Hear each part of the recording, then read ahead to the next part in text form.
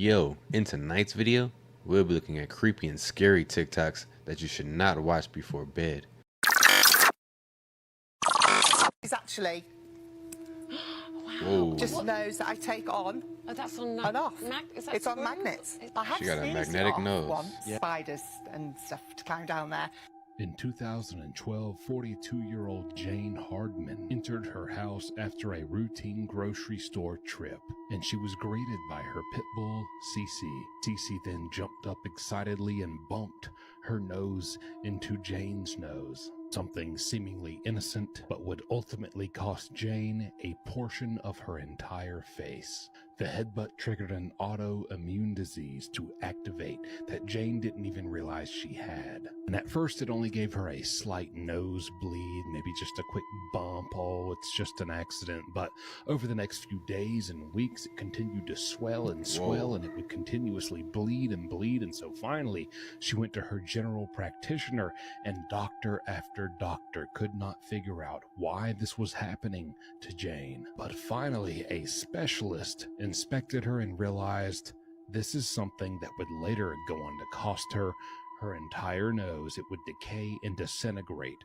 right off of her face. Now, throughout this, her husband Martin would never leave her side during this living nightmare. He made her laugh, maintained the household, and loved her unconditionally, just trying to keep her spirits alive. This was all throughout her multiple surgeries until finally, 4 years later, she received a prosthetic nose that was modeled after a random woman she saw in public, and she really admired her nose, and the woman volunteered to let her nose be a model for what she would receive as her prosthetic. Now, this very prosthetic nose was held onto her face by magnets, and because of that, she even claimed that several times in public she sneezed her nose clean off of her face, and one time she made the mistake of going to bed without her nose being applied, and a spider crawled down her hole. A child. Yo, all of that from a nose, like all she did was get her nose hit by the nose of a dog. Not gonna lie, that video had me thinking that the pit bull bit her nose off. I was gonna say, ooh, but autoimmune disease, she turned into a ghoul. You know what I'm saying? Like, no nose. That's wild. I've never heard of this before. Anybody else ever seen that? Or you get hit in the nose and then your nose just disintegrates? Carried out a copycat 9/11 attack, and I feel like no one knows about it. It was the 5th of January 2000. Hey, the only thing different about this one is you could actually see the plane parts. Wow. 2002. In the aftermath of the horrific 9/11 attacks on America, people were on high alert for a copycat attack. High school student Charles J. Bishop was in fact one of those who wanted to recreate the horrific events of that day. He attended East Lake High School in Tarpon Springs, Florida. Now, the 15-year-old had been taking flying lessons. On the day in question, he was unfortunately left alone in a light aircraft. Taking his chance, Charles started the engine without permission and flew off in the plane. Terrifyingly, he flew towards the Bank of America Tower in downtown Tampa. Air traffic control were immediately notified, and they dispatched a helicopter to try and warn him to land the plane. Despite this, though, he was determined to carry out a horrific tragedy. He flew the plane straight into the building. The plane hit the 29th floor of the 42-story building. This killed Charles instantly. Now, thankfully, nobody else was killed in this incident, and the building remained structurally. Imagine that. You think you finna go cause some damage. I'm finna drive this plane into this building and blow it up.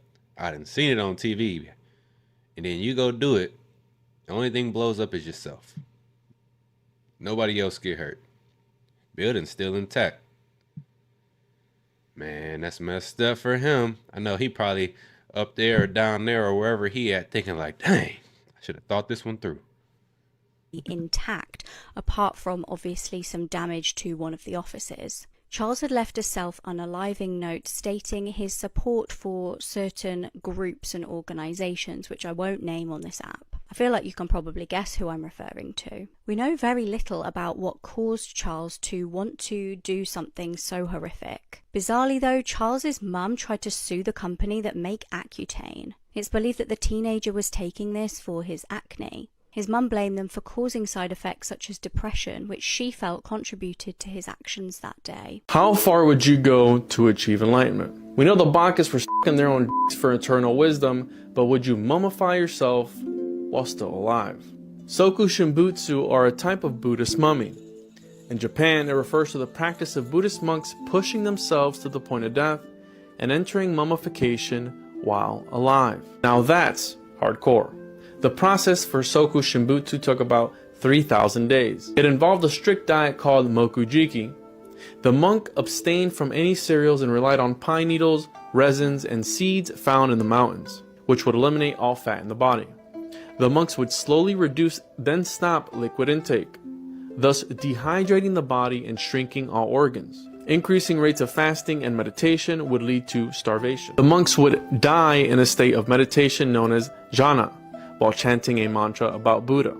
Their body would become naturally preserved without the need of artificial preservation. The practitioners of Soku Shimbutsu did not view this practice as an act of unaliving themselves, but rather as a form of further enlightenment. Many of these Soku Shimbutsu mummies have been found in northern Japan and are estimated to be centuries old. Some texts suggest that hundreds of these cases are buried in and around the mountains of Japan. These mummies have been revered and venerated by followers of Buddhism. Some people have described the island of Utoya as a piece of heaven on earth, or at least before July 22nd. Kids, typically around the ages of 14 and 20 years old, they're gonna gather for this multiple night stay on this heart-shaped island. All hell will break loose on the island. The kids just start running. Some of them have no idea why they're running, where they're running to, and some of them don't even know what they're running from. They just see people screaming and running, so they're running. Wait, what are we running from right now? The confused kids keep running and asking questions. What the hell is going on right now? Why are you running? Nobody would respond, but eventually they would all run past a body, bloodied, dead, on the ground, and now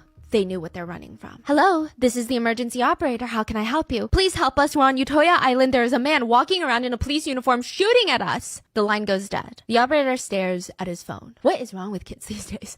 I mean, the youth, they really have no such thing as discipline. What a sick joke to make right after the Oslo bombing. He's about to turn to his coworker to rant about this kid doing a prank phone call when ring, ring, ring, ring, ring, ring, ring. Every single phone is lighting up and the calls are getting backed up.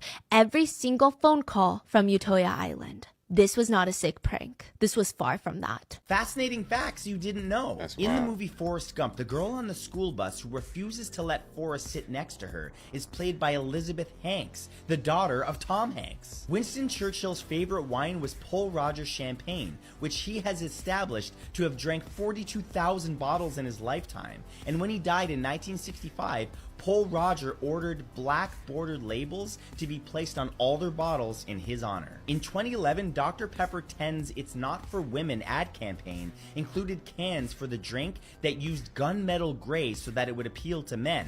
Despite this, about 40% of people at the time who tried it were women. Volcanic eruptions can actually cool the Earth's climate. When a volcano erupts, it releases sulfur dioxide, which converts to sulfuric acid in the atmosphere and forms fine sulfate aerosols. These aerosols reflect sunlight back into space, leading to temporary global cooling. This death really reminds me of the horrific Murdoch boat case. 31-year-old Jerry McMeekin was living in Texas. She was a fun-loving woman who loved spending time with her family. She was a new mum and was out celebrating on the 4th of July this year on a boat. By all accounts, people were drinking and celebrating on the boat and just generally having fun. It's believed that the boat that she was on was being operated by her brother-in-law, Kyle McMeekin. The boats were on Lake Conroe at around 9 p.m. when tragedy struck. The boat Jerry was on collided with another boat that was being driven by Shane Aniboli, aged 44. Dispatchers got a panicked call to say that somebody had gone overboard and couldn't be located. Emergency services raced to the scene and, tragically, Jerry's body was discovered at 11:30 p.m. She was found near Scotts Ridge boat ramp. It was sadly too late to save her. Kyle and Shane have both been arrested and charged with boating while intoxicated. I went to CIA.gov and I'm going to read you this report. It's a document from the KGB in Russia. One of the CIA representatives referred to the case as a, quote, picture that makes one's blood freeze. A quiet, low-flying spaceship in the shape of a saucer appeared above a military unit. Someone unexpectedly launched a surface-to-air missile and hit the UFO. It fell to Earth not far away, and 5 short humanoids with large heads and large black eyes, end quote, emerged from it. The aliens came close together and then, quote, merged into a single object that acquired a spherical shape, end quote. At that very instant, 23 soldiers who watched this phenomenon turned into ... stone poles. What? Only 2 soldiers who stood in the shade were less exposed. Specialists assumed that the source of energy that is still unknown to... I'm on the... Medusa? Anybody? Yo, turned them straight to stone. I feel like there's some ancient technology, you know, that is around. And when you hear it in this mythology and things like that, it's probably some ancient real technology. Turned them to stone, though. Second episode of this show, and it scared the shit out of me multiple times. My name's Rookie, I love horror, and I'm watching The Fall of the House of Usher. So I'm a bit late to the game with this one, but it was directed by Mike Flanagan, and I'm a huge fan of Mike Flanagan's work. When I watched the trailers to this, I didn't think it was going to be anywhere near as creepy as it has been so far. I'm only 2 episodes deep, but there have been 2 or 3 moments throughout the 2 episodes that I've watched that literally made me jump out of my skin. Mike Flanagan is the master at perfectly timed jump scares. I'm not a massive lover of the overuse of jump scares, but when they're used correctly, when they're placed correctly, they are very, very effective. And in the first 2 episodes alone, 3 of these jump scares completely scared me. This show is inspired by the works of Edgar Allan Poe, which I absolutely love because I'm a huge Edgar Allan Poe fan, and I'm a huge Mike Flanagan fan. I can't wait to see where this show goes. It's not what I expected, and I'm absolutely loving it. But then again, I didn't expect not to, because Flanagan just doesn't drop the ball. The Burning... Not gonna lie, y'all, I thought that was a 493-minute movie. It's a show, though. So I might have to go check out the first episode. I was going to say, I ain't watching this movie ever. Sun case. Messages showed people sharing videos of unconscious women dragged, and essayed. The receiving parties of these messages, they reacted to the videos as if they were watching a funny TikTok. They would text things like, I fed her sleeping pills and assaulted her in the back, then in the front, then in the back again, and then I finished. People were responding, ha ha ha ha ha. Another chat log showed a picture of a sleeping woman, and the friends responded, who is it? Her body is so freaking good. Another chat included a video of an unconscious woman being essayed with the text, who wants to watch explicit videos tonight? JJY was part of these group chats. He's what they call a multiplayer in Korea. He's a singer, songwriter, TV personality. He never left the chats. He was part of all the Burning Sun chats. He was part of every single Seungri chat about unconscious women, selling women, bidding women. And when his ex-girlfriend reported him for taking videos of her without her consent, and he would turn his phone in to the tech company, he would be the one to bring the whole operation down. Wow. February 26, 2019, the first round of messages are released to the public, and multiple celebrities would go down after the release. Some of the more notable sentences included JJY, idol, sentenced to 5 years in prison. Choi Jung-hyun, idol, sentenced to 2.5 years in prison. Brother of Girls' Generation Yuri, sentenced to 4 years in prison. Meanwhile, Seungri enlisted in the army, and he was able to have a military trial. He had 9 charges ranging from work, violent crimes, and then breaking food sanitation laws, occupational embezzlement, things like that. He was found guilty. They said, hey, we want him. Let's bring him to the military. He one of the grimiest people out here. Of all 9 charges, sentenced to 3 years in prison. He would have to file to be a offender, and he was fined almost $855,000. He appealed. He was given 1.5 years in prison instead of 3. When a woman vanished from her apartment, Google Maps would reveal a horrific murder. Maribel Ramos was 36 years old when she vanished. She'd been a tomboy growing up, and she joined the US Army after high school. She was honorably discharged in 2008. When she moved back to America, she decided to move in with her mum in Orange County. She attended California State University to, ironically, study criminal justice. Sadly, her mum passed away in 2009, so she was left living alone. She wanted a roommate to cheer the place up and help her pay her bills. Unfortunately, this decision would end up being fatal. Maribel decided to advertise on Craigslist, which is kind of an American version of like eBay. Now, Casey Joy messaged Maribel and said that he was looking for someone to move in with. He said he was easygoing and he needed a place locally for his work. Ladies, if you're looking for a roommate, would you choose a male to come move in with you just to pay the bills? It doesn't seem like a smart idea to me. That's all I'm saying.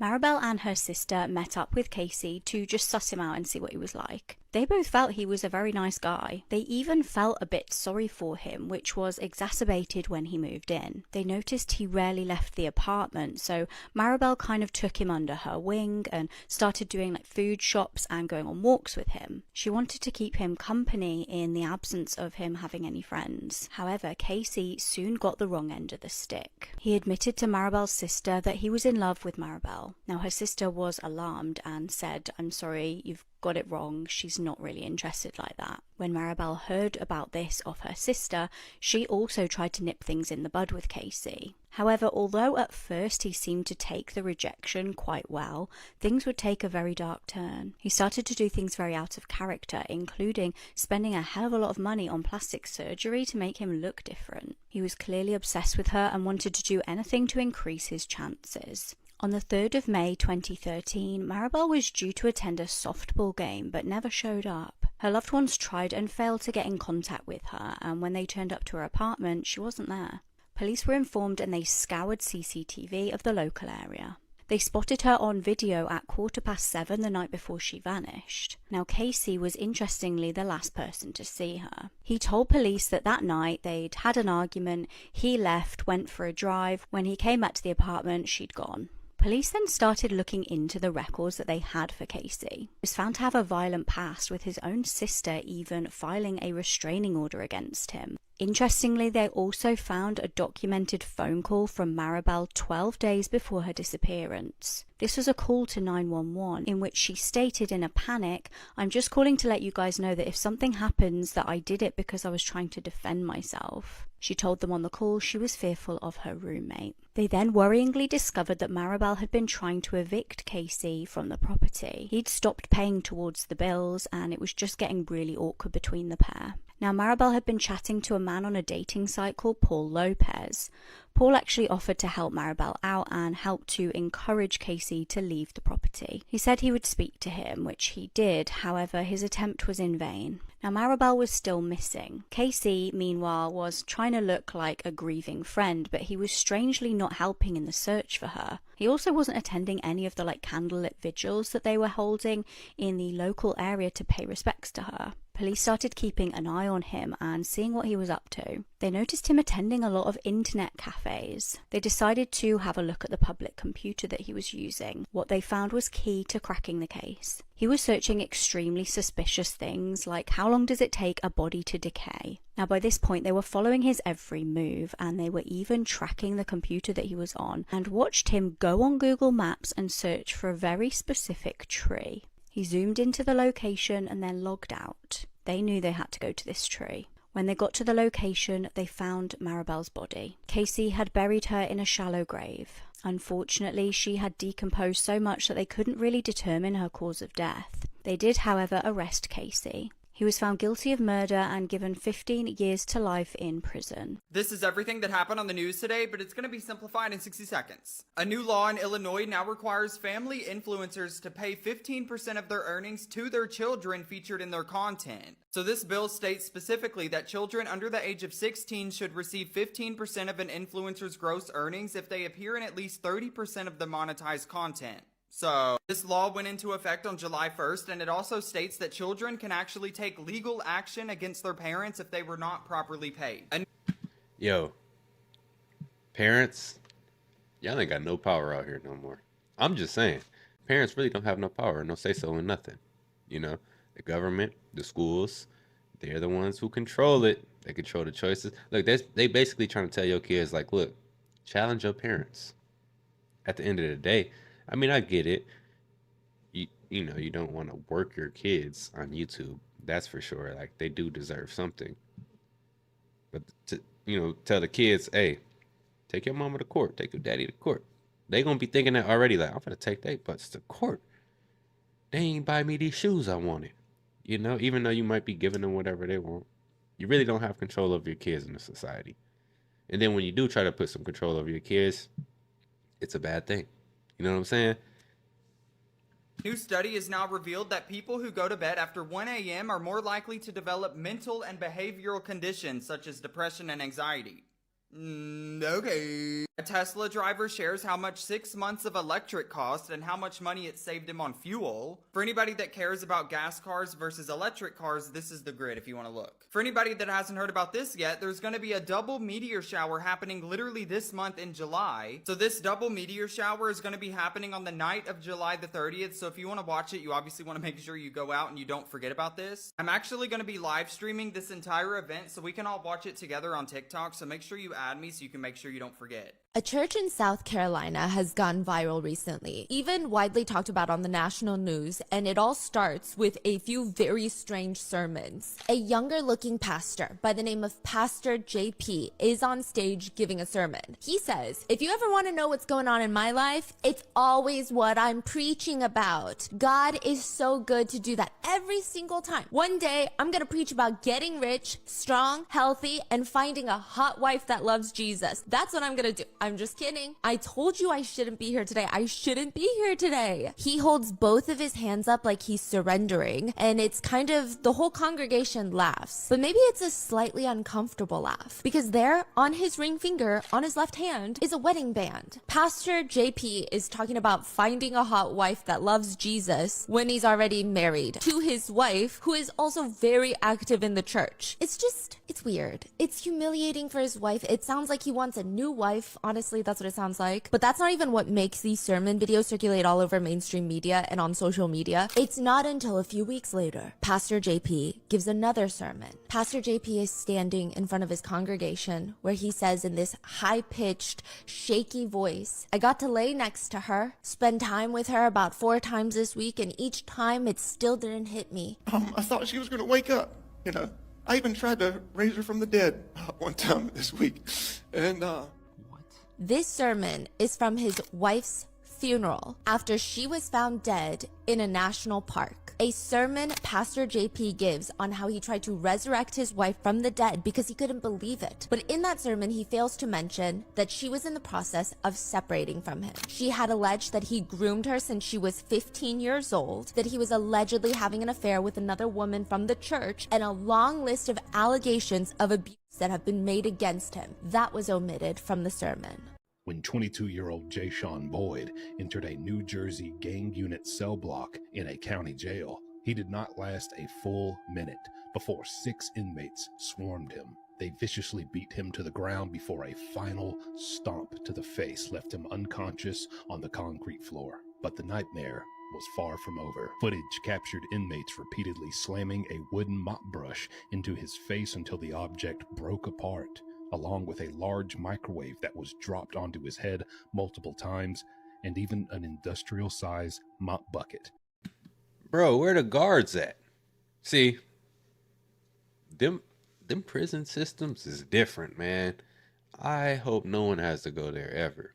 I mean, unless you're just a crazy, very bad person, you know what I'm saying? But like, man, that right there, you go in there for one day, you might be getting out tomorrow. What if you was wrongly accused of something? You just have to go up in there, or you appealing something. Ain't no telling what could have happened. But that right there, that's wild.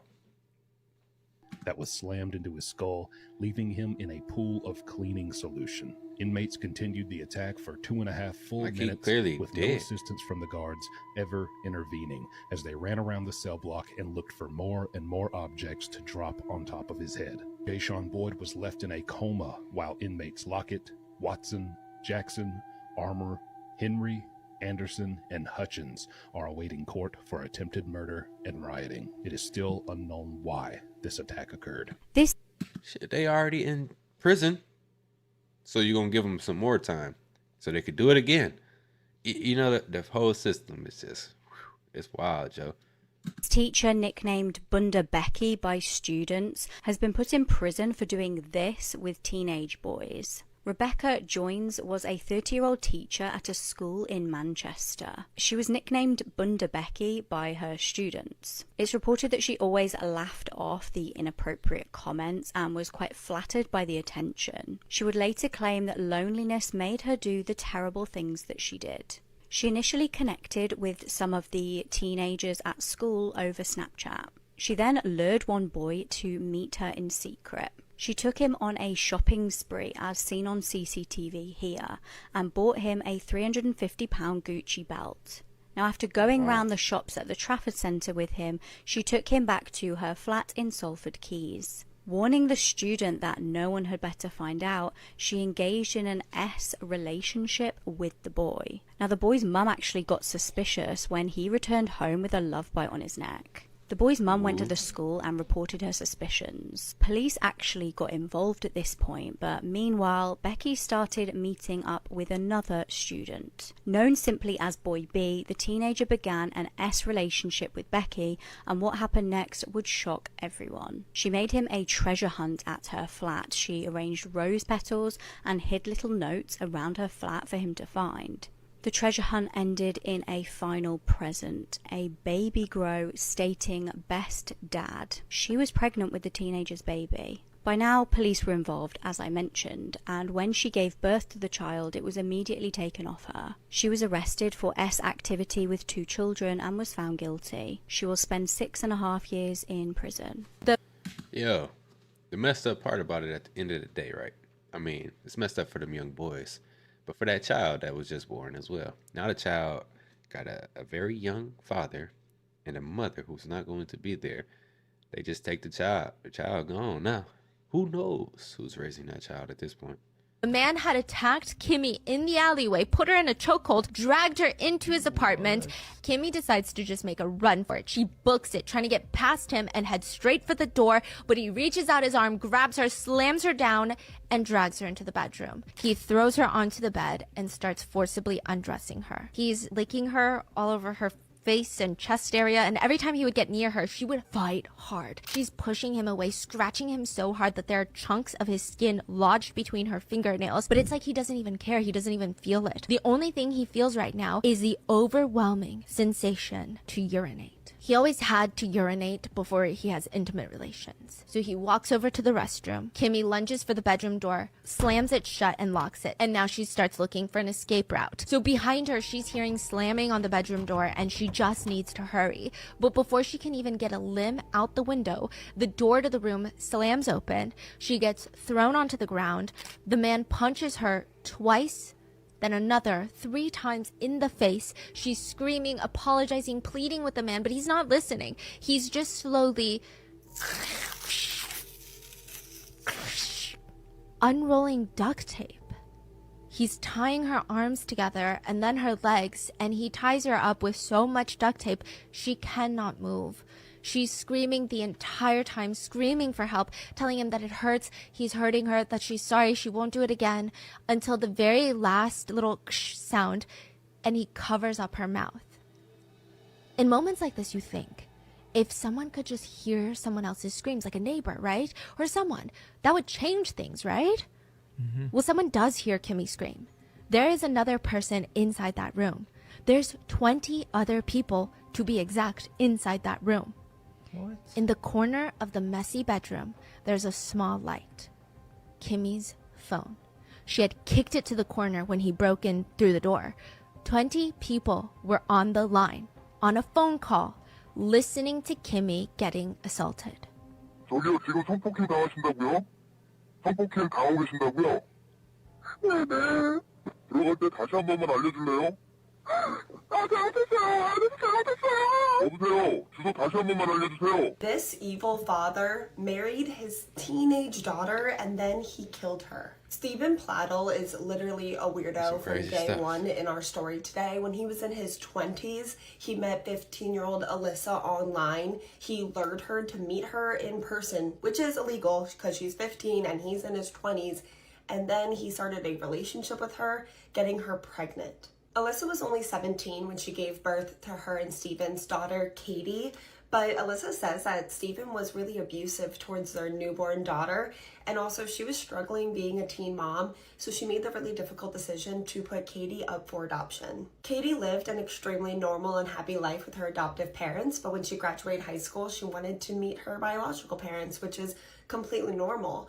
But when Katie met her biological parents, Stephen and Alyssa, it led her life in a very disturbing and dark place. When Katie met her biological parents, Stephen and Alyssa, at first everything was great. Stephen and Alyssa were still together. They had an 11-year-old daughter and a 6-year-old daughter, so Katie had siblings. They were all getting together really great. So well, in fact, that Katie moved out with her adoptive parents and moved in with her biological parents.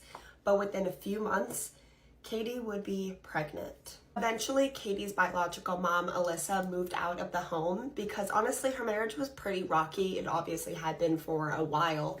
And she was kind of suspicious about her husband's relationship with their daughter that had just come back into their lives. Alyssa was so suspicious, in fact, that she read her 11-year-old's diary, and what she found was shocking and disgusting. Alyssa's 11-year-old daughter's diary said that Katie was pregnant and that her dad got Katie pregnant. Stephen is 42 years old, and this is less than 1 year since she's reached out to meet her biological parents.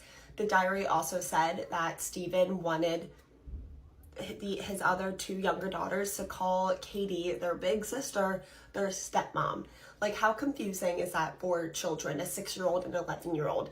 They just met a big sister that they probably didn't even know they had, so it's already one huge change, and now this. This child literally wrote in her diary that she didn't understand how she could be Katie's daughter and her little sister at the same time. Just so sick and so sad. And imagine Alyssa reading this. Obviously, one, I'd be so mad that my 11-year-old daughter is getting involved in this disgusting mess, but your husband and your daughter, I would be physically ill. Like, I'm feeling sick right now saying it. Alyssa tried to report her husband, Stephen, to the police, but they didn't do anything about it for 8 months because of course they did. And in the meantime, Stephen married Katie, his daughter. She's 18. He's 42. This entire thing is happening less than 1 year since she reached out to meet her biological parents. It's foul. And not only did Stephen's family members attend his wedding to his teenage daughter, but Katie's adoptive parents attended the wedding as well, fully knowing who Stephen is to Katie. I cannot comprehend it at all. Shortly later, Katie gave birth to a baby boy named Bennett that would technically be her son and her brother and be Stephen's son and grandson. In 2018, Katie and Stephen were both arrested because this kind of a relationship is illegal. While awaiting trial, Katie kind of came to her senses and realized that she was being completely manipulated by this adult that she obviously wanted validation from. I mean, the entire thing is really sick. So she called up her dad and tried to break up with him. But Stephen is this sick, evil coward. Words cannot describe how vile this man is, and he couldn't allow Katie moving on, I guess. So he took the lives of baby Bennett, Katie, and Katie's adopted father, Anthony. And then he unalived himself. He's such a coward. This is a senseless tragedy. And for what? If you're going to unalive yourself, why the baby, Katie, and her adopted father, who has nothing to do with any of this? And Stephen has these 2 other daughters who honestly were probably so confused for so long about this situation and are still probably so confused. Truly, my thoughts are with them. because I don't know how I could just like grow up, especially the 6-year-old and the 11-year-old who knew so much about what was going on. You guys are definitely gonna have to leave all your thoughts in the comments. I would also say questions, but I know this entire case is a huge question mark, but definitely leave your thoughts in the comments and also leave some case suggestions for me while you're there.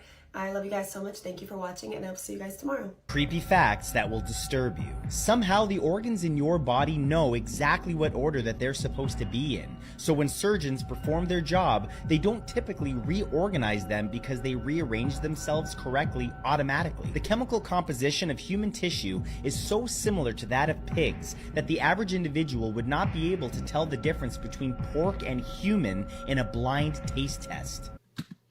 Oh, no, y'all. Did y'all just hear that? That the average person can't even tell the difference between human and pork? We are Porky the Pigs out here. What if you went to get some pork chops? What if them not pork chops? You know, sausage links, not sausage. It's a reason certain people don't eat pork, man. We don't really know reality. We only know our perception of reality. For example, the sky isn't really blue. The gases in our atmosphere scatter the shorter wavelength frequencies of the visible light spectrum, that is, blue, indigo, and violet. Yet, we only see blue. The rest are still there, we just don't see it. Spiders are one of the most evolutionary advanced species on the planet. The more we kill them, the better they get at hiding. They can even convince us that we've killed them even when we haven't. I want y'all to name one character bigger than this dude right here. Watch this. It's literally the biggest character in fiction, no debate. You can see the body forming, okay? Countless stars are composed in this body. It's absorbing everything in the observable universe, but watch, the body's still expanding. Look at that. On the planet, there's the head taking off, literally across every galaxy in the universe. But it's not done. You're about to see Demon Slayer has just dethroned every single anime. So the brand new Peak episode, which just dropped, has a 9.9 on IMDb with over 5,000 reviews and less than 2% 1-star, less than 2% 2-star. And the reason why it's dethroned every single anime is because every most popular anime does not have an episode higher than this. One Piece's highest episode, 1015, 9.7. Jujutsu Kaisen's highest episode, Sukuna vs. Maharaga, 9.6. Attack on Titan, yes, Attack on Titan's highest rated episode, Perfect Game, 9.8. Even his niche's Code Geass, the best conclusion in all of fiction, or one of the best conclusions in all of fiction, 9.8. This is not me trying to bring awareness to this to have people try and downvote it. I don't want that. I want this episode to get a perfect 10 because it was amazing. Do I think it was the best episode in all of anime? No. But I definitely want one episode at least in all of anime to have a perfect 10. We don't have one of those yet. But yeah, in my opinion, it definitely deserves a 9.9. Best episode in the entire series by far. The animation was a straight peak. Remember the time Shout out to when Demon Germany Slayer. tried to wield the power of the sun? They tried to make it happen in World War II. In the early 1940s, this man, German physicist Hermann Oberth, came up with the plan of building an orbital space station with a giant mirror capable of reflecting the sun's light to incinerate cities and military targets on Earth. They planned to build a space station 5,100 miles above Earth. The station would have a huge reflector made out of metallic sodium, covering 3.5 square miles. They said that this reflector could, quote-unquote, could focus sunlight to boil an ocean or burn a city. Germans even went so far to set a budget of 3 million marks. That's roughly equivalent to billions of dollars today. Oberth calculated that it would take about 15 years to finish constructing the massive mirror. Building material would be brought up by rockets to be placed into orbit with the space station. And they planned to send up a crew of engineers and scientists to kind of construct the reflector together. The whole thing would be connected with a bunch of satellites and rockets and a main space station. However, given how absolutely ridiculous the idea was at the time, considering that a lot of the technology they were claiming didn't exist, it never got off of the drawing board. Thank God. The $1 million Sure it didn't. That mug probably up there right now, burning stuff down. question since the day she went missing is, where is she? She disappeared in a multi-million-dollar lab building with a multi-million-dollar ventilation system, several floors, several rooms, several locations. Where is she? In this one building, you have some of the world's leading scientists. I mean, the ones that are likely going to change the trajectory of modern medicine and how humans perceive and feel diseases. You have some of the world's brightest minds on campus, where students at Yale have an average IQ of around 125. In that specific building, you had the Leeds, the head investigators from New Haven Police Department, Connecticut State Police Department, the Federal Bureau of Investigations. And all of this would come down to Max. Max is going to be the one to find Annie Lay. Max is a 90-pound German Shepherd, and Max is only trained to react to one thing: human remains. Past this bright blue door and into one of the metal door stalls, Max is like dragging them. They're following him, and then he just stops. He sits inside the middle of a bathroom stall. The investigators are looking at Max. I mean, his bottom is touching the ground. He's sitting. That's his signal. He's sitting and he's staring. But it doesn't make any sense. They look at Max and they look at what he's signaling at. He's staring directly at the wall. It's like kind of blends into the wall. It's almost the size of a computer screen. Like your laptop screen, maybe 8 to 10 inches wide at most. It's tiny. The officers carefully unlatch and open the door. And in between the water pipes, the yellow insulation foam, was the body of a brilliant Yale graduate student. This is everything that happened on the news today, but it's going to be simplified in 60 seconds. A new study is now claiming that pizza is actually a healthier breakfast than most cereals. Okay. He's saying, okay. Hey, but I agree with him, man. I don't know what's in cereal. Like, cereal got the biggest aisle in the grocery store. Hands down. It's either cereal or potato chips. They got a full aisle. Ain't nothing else in the grocery store got a full aisle. Maybe coffee. Coffee ain't even got a full aisle. You know what I'm saying? So I don't know what's in that stuff. This Ohio billionaire is now planning a $20 million Titanic sub dive to prove that deep sea expeditions can be life-changing. Hello, Ohio billionaire. Did we not learn anything last time? Thank you. The popcorn buckets for the Deadpool and Wolverine movie have officially been revealed, and this is what they look like. I know y'all remember the Dune one. Hello. If you know anybody that likes to shop at Walmart, millions of Walmart customers could be eligible for a refund after a major self-checkout error led retailer to overcharge. Basically, they're saying that this started on March the 19th of this year, and it lasted for a couple of days, so if you shopped at that point, they might owe you money. Walmart made an official statement and said that they did pay some people back, but not everyone. So that's very cute and classy. Thank you. If you haven't already heard about this, on June the 3rd, literally in 3 days, there's going to be a planet parade where you're going to be able to see all 6 of these planets in the sky with literally just your eyes, and it's going to be in the morning. If you don't want to forget about this, just make sure you add me and I'll give you a reminder. I give you these news roundups every day, so make sure you add me and come back to me tomorrow. That the little girl will forever share her birthday with the date her mother died. This is who you ruined her life. She will never know her mommy. 23-year-old Yesenia Aguilar was 8 months pregnant when this woman who was under the influence ran her over. Yesenia and her husband were walking together on the sidewalk when Courtney Pandolfi came out of nowhere and hit Yesenia. What's crazy is that this was Courtney's 5th DUI since 2008. 5th? I thought after 3 they take your license away and you just aren't able to drive anymore.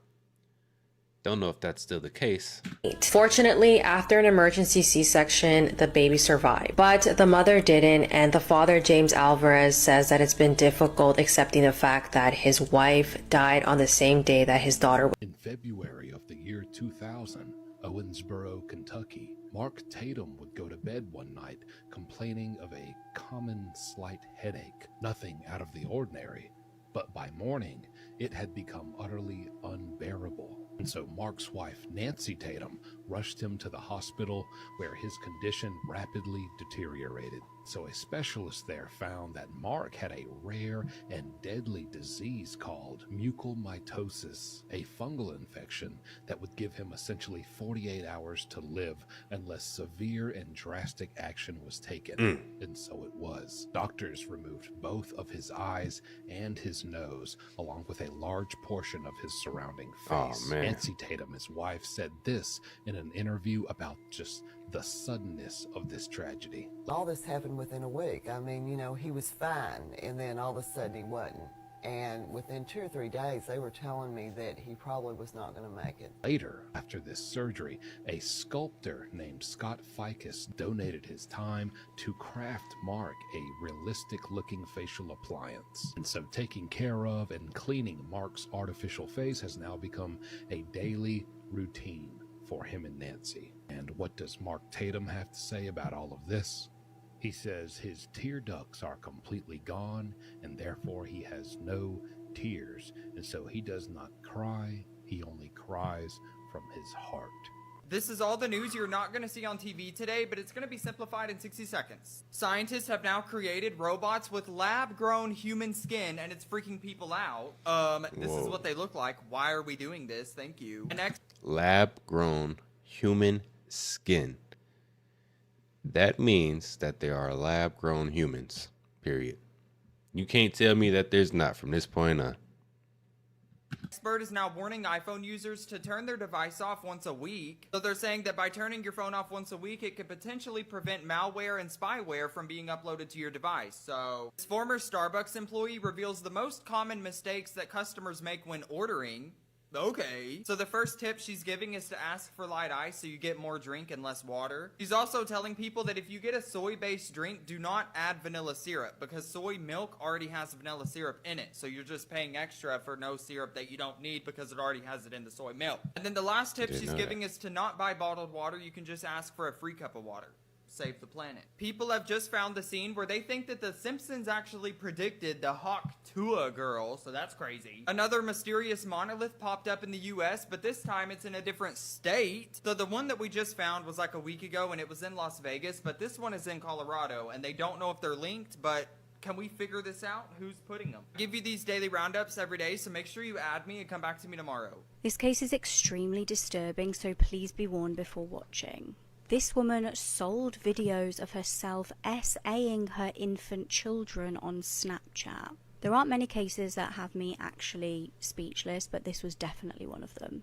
28-year-old Natalie Jesslyn Wagner was living in Port St. Louis with her 2 children. She had 1-year-old and 3-year-old sons. Recently, information has been made public about incredibly sick and disturbing criminal activities that she's been engaging in. She was arrested in August 2022 and charged with battery on a child, possession and promotion of child SA material, incest and SA of an animal too. She recorded sickening videos of herself committing SA on her 1-year-old son, 3-year-old son and family dog. She then uploaded the videos to Snapchat and sold these videos to people who seemed to want to buy them. She sold them for between $5 and $50. It's believed that, disgustingly, users would contact her and make requests for what they wanted to see in the videos. A jury thankfully found her guilty in June this year of 84 counts of SA.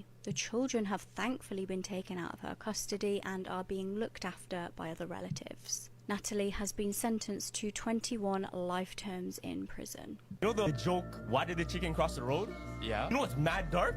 What? How's that dark? It's dark as fuck. I didn't realize it. Okay. Listen, what? This is why I think the chicken crossed the road. Hold on. I just think I figured this one out too, like a month ago. I think the chicken crossed the road to get to the other side. What's the other side? Right? When you eat a chicken, you got to kill it, right? So it crossed the road to get, you know what I'm saying? So that we could eat it. Meet me at the crossroads. I'm probably all off. Why did the chicken cross the road? What's the answer? To get to the other side? To get to the other side. Yo, wait. As in...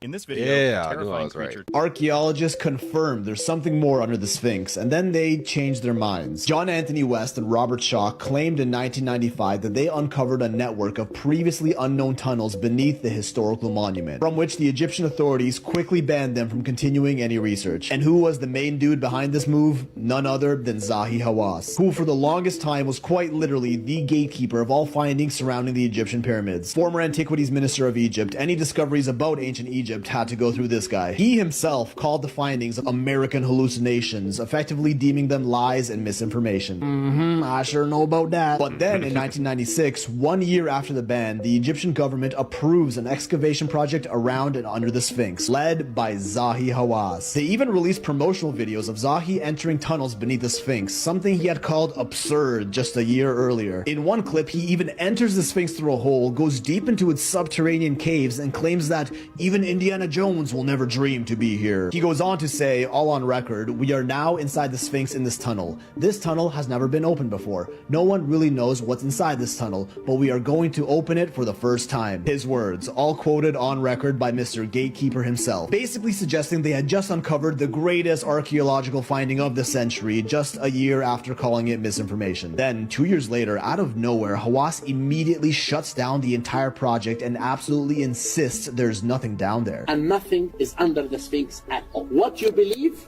it's nonsense. What? He outright denies the existence of anything interesting found beneath the Sphinx, even though he literally recorded himself going into them and hyping them up just a few years earlier. There are even many well-documented reports that confirm there are holes that go into the Sphinx, like the one on top of its head, now sealed with concrete, or this one on the side here, which has since been blocked by giant stones. Here's Zahi himself on video curiously looking into a now sealed entrance that he claims has nothing to see. When asked about it, he just says they already looked in all these holes and tunnels and there's nothing down there. That they're all just makeshift shafts that were dug in centuries later. Why seal them if that's the case? If there's nothing down there, let us go explore like everywhere else. Set up some tourism stuff. What's really down there? And why is he a gatekeeper? I hate gatekeepers. He's probably not even from Egypt. You know what I'm saying? It's his job. Later by tomb raiders. But if that was the case, why block all these tunnels off like this and stop anyone else from exploring them? Even if they were just plain old boring tunnels, it's still Egyptian history worth mapping and documenting potential use cases for. Many fringe theorists claim this is part of the surmounting evidence that the Sphinx is much older than its widely accepted 4,500 years. Did they find something down there that could support that crazy theory and they're just not ready to rewrite our entire understanding of ancient history? Because they did the same thing with the Osiris shaft, a deep complex found underground between the Sphinx and the second pyramid. A series of shafts cut into limestone bedrock that goes about 100 feet underground. It goes down 3 levels, and way deep down after the third shaft they found a side tunnel, again confirmed by Hawass, who claimed it is yet to be explored and that we don't know what's down this mysterious opening. Well, it used to be open. Now it's been intentionally sealed off with cinder blocks, just like the tunnels under the Sphinx. All of these areas, the Sphinx tunnels, the Osiris shaft, are completely off limits to the public. Well, no shit, they're blocked. No videos or photos of the inside of any of these deeper tunnels have ever been released either. They just say nothing to see down there, block them off, and stop talking about them without showing us anything. The fact that these leading Egyptologists first confirm these deep underground passages exist, meaning they're not rumors, and then they go, oh, never mind, don't look there, and completely block them off from further exploration makes you wonder, what did they find down there? This girl was brutally murdered by a group of teenagers for being a goth. Sophie Lancaster was a bright girl from Lancashire. She was taking a gap year and was soon to begin an English degree. However, her plans would come crashing down when her life was stolen from her before she turned 21. She was dating 21-year-old Robert Maltby. He was an art student from Manchester. The couple had been together for 3 years and were really happy together. They were self-proclaimed goths. All right, so what is a goth? You know what I'm saying? What's it mean to be gothic? I never understood it, and I've never Googled it either. I've never really asked a person who's gothic. So I'm asking you, YouTube. I know there's somebody out there who's gothic or know of someone who's goth. What is it? Is it just like dressing a certain way, or, you know, I don't know. What is it? I'm lost here. I'm confused. Help me out. On the 11th of August 2007, a horrific attack occurred. The pair were heading home on the day in question just after 1 a.m. They were jumped by a huge group of teenagers. This took place near a skate park in Backup. The pair were both knocked unconscious in the vicious attack. An eyewitness reported seeing them both get kicked in the head. They were attacked so brutally that when police arrived on the scene, they couldn't actually tell which victim was female and which was male. A group of teenagers were heard bragging about what they'd done. One was heard telling another person that the pair were a right mess. They also bragged that they'd done something good. Now the pair were rushed to hospital and Robert was left in a coma with memory loss and also internal bleeding. Sophie was also in a coma and was put on a life support machine. Robert did gradually make a recovery, but tragically Sophie's life support machine was turned off on the 24th of August.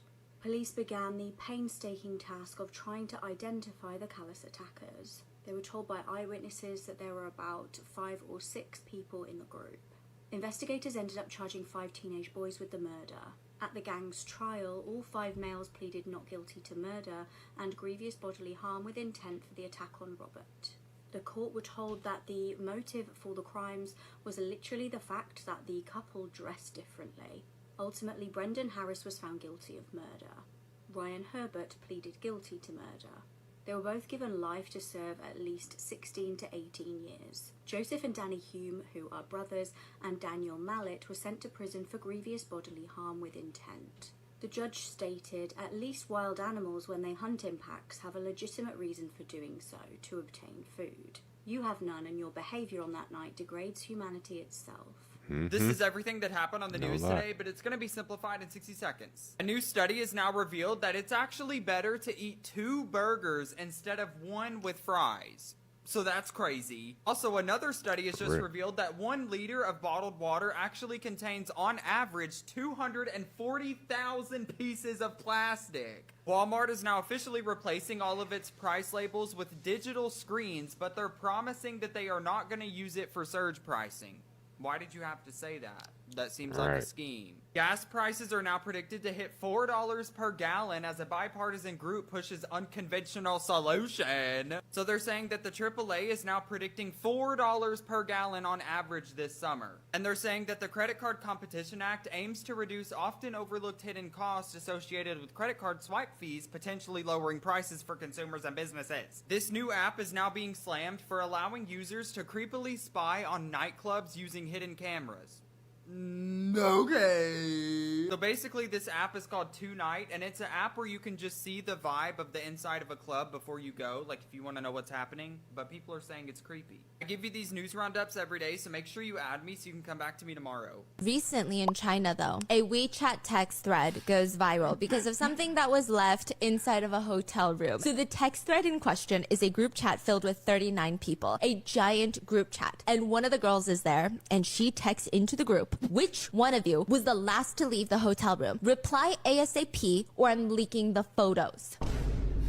Most of the 39 people in the group chat, they just kind of ignore her because it wasn't them, so who cares if she leaks the photos or not? There's no photos to be leaked about them. Honestly, what could even be in the photos? So whoever this girly pop is, she's not around. She stays true to her promise and she leaks the evidence onto social media. And the evidence in question, because you're like, why would this random ass group chat go viral, is information that one of the 39 people, one of the people in this group chat, the last one to leave the hotel room, had left a personal belonging behind for the hotel staff to deal with. It was a part of them that they left behind in the hotel. Something that had once been a part of their body, a steaming hot pile of inside of the bathtub. Someone took a inside the bathtub and then left the hotel. They checked out of the hotel. Within days, this release screenshot goes viral and everyone in China... It was a screenshot of the conversation. Yeah, of the group chat. It's not the photo of the poop. No, I don't think we have a photo of the poop, okay? And everyone in China wants to freaking know. Who? Just tell us who was the last one to leave the hotel room. Who left the room with the pile of in the bathtub is very quickly identified to be that of Yang Chenglong's. He's truly only the champion of that year's Chinese chess tournament. The king of Chinese chess is his title, his literal title. You win the title of king of Chinese chess. The king has sharded in the bathtub. As he should. Straight up. This 28-year-old woman is on her way to meet a guy who she will recognize instantly, though she doesn't really know him. They used to be total strangers. You have my brother Sphinx.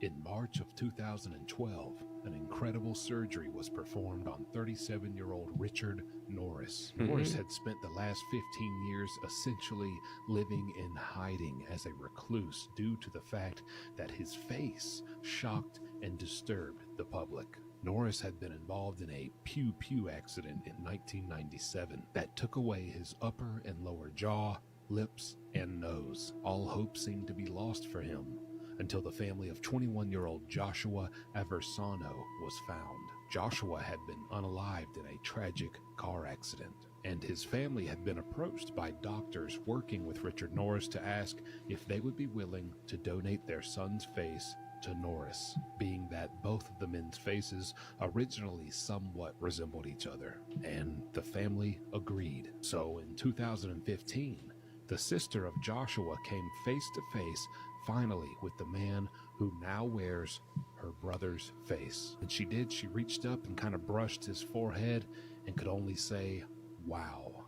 Seconds later, she added, "This is the face that I grew up with." His nose, his lips, his teeth, his jawbone, his hair, everything belonged to my brother. How would you feel if Hair? you met someone Everything? who now had one of your relatives' faces?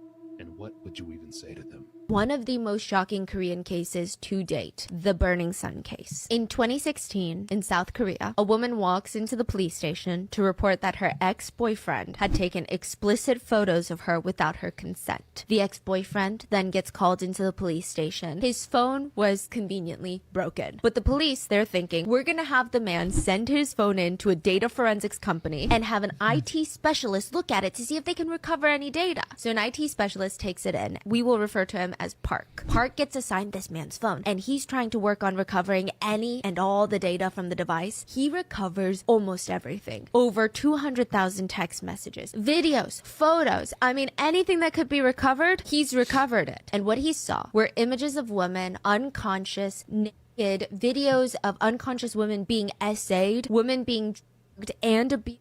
In group chats, there were prices under these women, the cost of how much it would be to essay them yourself. The phone belonged to a famous Korean idol by the name of Chung Chun-young, or JJY. Another idol from FT Island named Choi Jung-hoon, Lee Jung-hyun, lead vocalist and guitarist of CN Blue, and the biggest name of all was Lee Seung-lee from the global group Big Bang. And these messages, they revealed a complex trafficking ring operated by some of the biggest names in the Korean entertainment industry. In another group chat, the idols joke about how 5 of them gang essayed a woman the night before a fan sign event. Even high up police commissioners were exposed to be VIP clients of this trafficking ring. Park had just uncovered a trafficking ring run by celebrities, police officials, and there was nobody that could help him. There was nobody that could save the victims because everyone at the top was dirty. But Park would secretly make a copy of every single text message. And 3 years later, it would be released onto the internet, exposing... Last week, this video...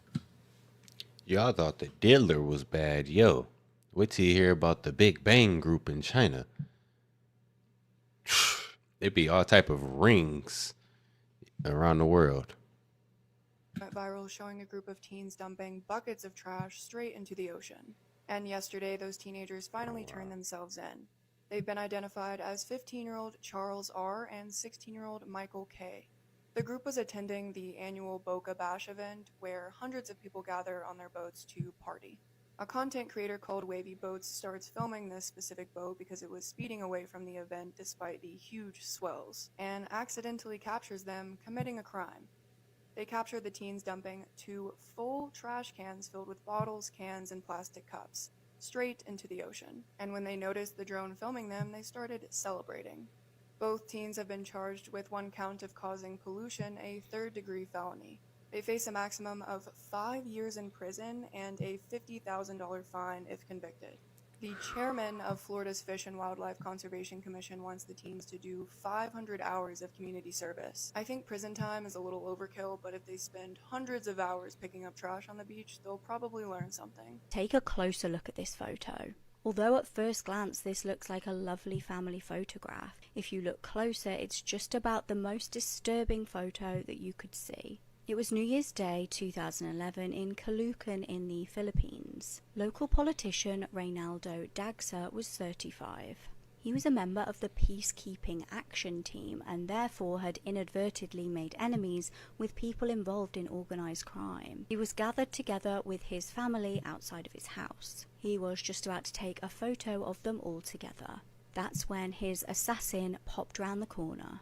Captured in the image is a man aiming a weapon at Reynaldo. He had unknowingly taken a photo of his killer assassinating him. Milliseconds later, Reynaldo was shot dead. Now, the photo that he had taken, obviously understandably, was heartbreaking, but it was like gold dust to the investigators. They now had a clear photograph of the killer. They were able to identify the gunman as a convicted robber from the area who was out on parole. His name was Arnel Buenflor.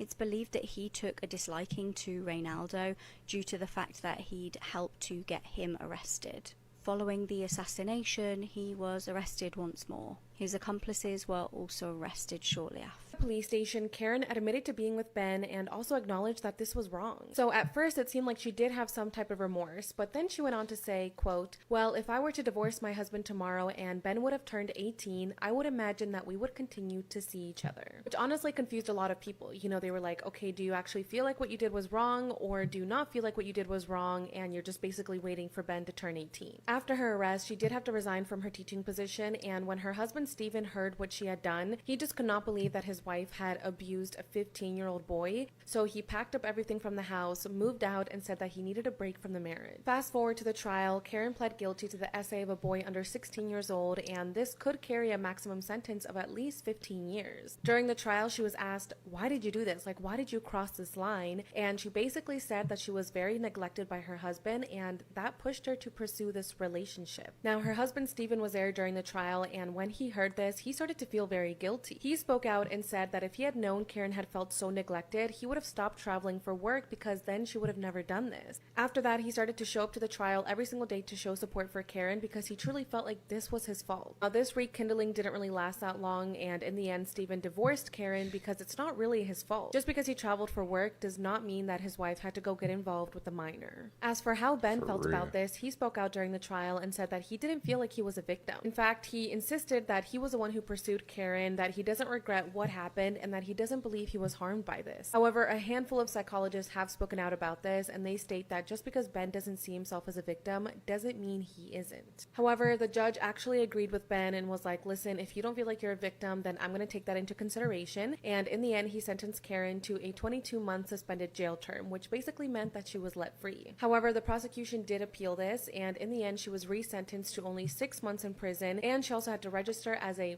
offender. When Karen was released from jail, she sat down with Ben to do a 60 minutes interview, and this interview shocked everyone. The two of them said that they were still friends, that they still had contact with each other. Ben continued to say that he didn't see himself as a victim. Karen went on to say that her life has completely changed. You know, she lost her job, her husband, her family, she went to prison, and she just feels like her punishment was too much. I think at this point in the interview, Ben was like 16 or 17 years old, and the interviewer was like, okay, why don't you leave Ben alone? Like, why are you still having contact with your victim? And Karen was like, well, he contacted me first and we're friends and it's nice to talk to someone that's been through this. The interviewer was like, how do you not understand how you need to leave Ben alone? Like, it's insane. Now, that interview was in 2005, so as of today, I don't know if they're still friends, but overall, it's just a really sad situation, and I just hope that Ben has healed from this. Male essay just needs to be taken more seriously, and a lot of people feel like Karen got really too light of a sentence, and that if the roles were reversed, you know, if she was a man that had done this to a little girl, that the guy would have been in jail for so many years, but because she was a woman and a mother, like, the judge showed her empathy and compassion, and that type of stereotyping needs to end. Hey, these teachers be some cougars out here, don't they? It's wild. This mother left her daughter to die alone while she went out on his 6-day bender.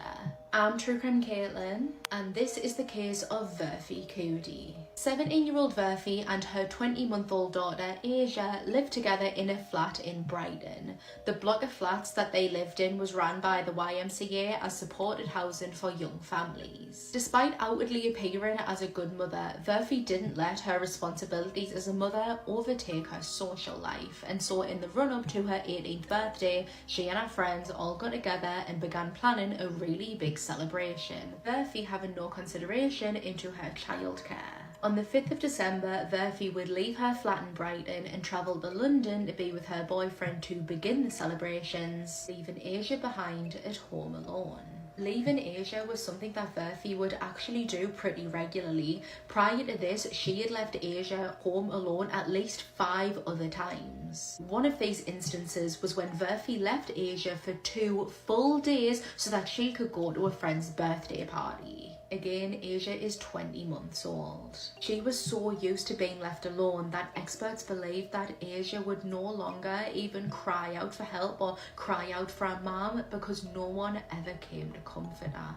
How heartbreaking is that for Asia to have learned that before she's even 2-year-old? On the 7th/8th of December, Verfi was in a nightclub in southeast London where she stayed out partying till 4 in the morning and got a birthday shout out from the DJ. On the 9th, she travelled up to Coventry, now 150 miles away from her daughter, who was still all alone in Brighton. And Verfi didn't care, she continued to party some more. On this day, Verfi actually texted her own mother asking her if she could borrow some money. She told her mum that she needed some more money for some food and to top up her gas meter, but that was a lie. This money was instead going to be spent on alcohol. Verfi's mother had no idea that she had left Asia at home by herself and was using this money to buy more alcohol. Almost 6 days later, Verfi finally returns home to the flat.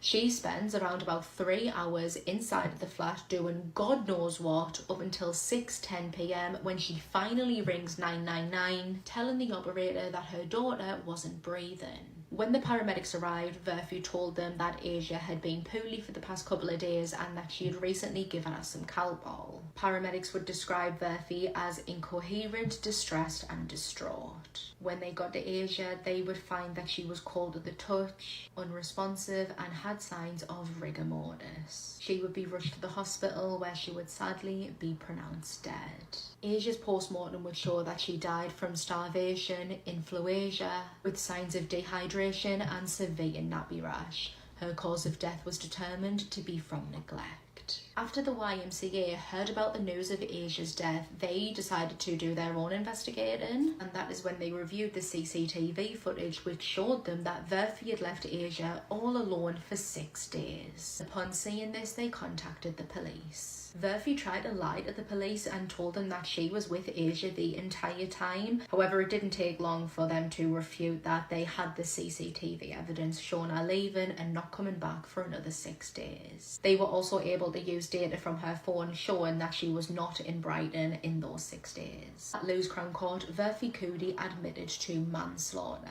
On the 6th of August 2021, she was handed a sentence of 9 years imprisonment. They say this is made in heaven, and it might just open a portal into another dimension. It actually might be a variation of something called an Euler's disk, named after mathematician Leonard Euler, which looks like Euler. And if it never stops, you might be dreaming. It's a disk that's intentionally designed to continuously fall for a very, very long time, and this is how it does that. As the disk spins and rolls, or spoles, it starts doing something called precessing due to gravity, causing it to wobble, with a fall that can last upwards to 3 minutes or even longer. Precession is just a change in orientation of a spinning object's rotational axis. Quite a mouthful, but all it means is that the imaginary line that cuts through a rotating object is constantly changing where it's pointing. Kinda like the Earth does. It rotates to create day-night cycles, and its axis of orientation slowly changes where it's pointing over time, finishing a complete cycle every 26,000 years, also known as a great year. This glass disc was purposely engineered to lose energy as slowly as possible as it comes to a complete stop. As the disc loses kinetic energy, the angle between the disc and the surface beneath gets smaller and smaller while the precession of the rolls approaches infinity. Don't worry, I don't fully understand it either, but this approach to infinity creates a rapid whirring motion that almost feels like it's about to open a portal into another dimension.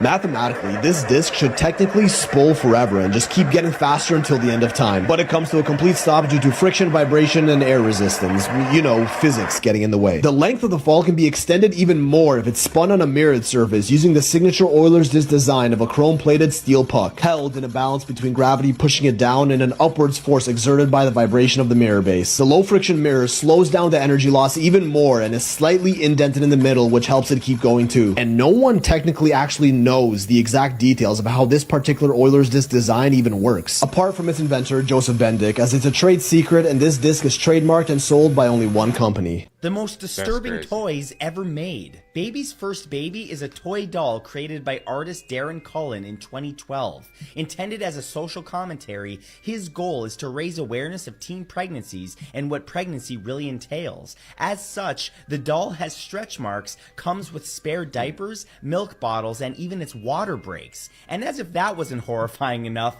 it even comes with a fetus, which is also pregnant. The Water Weenie was a toy from the 1980s that was basically a long, thick plastic balloon that would spurt liquid out of one end after releasing the pressure.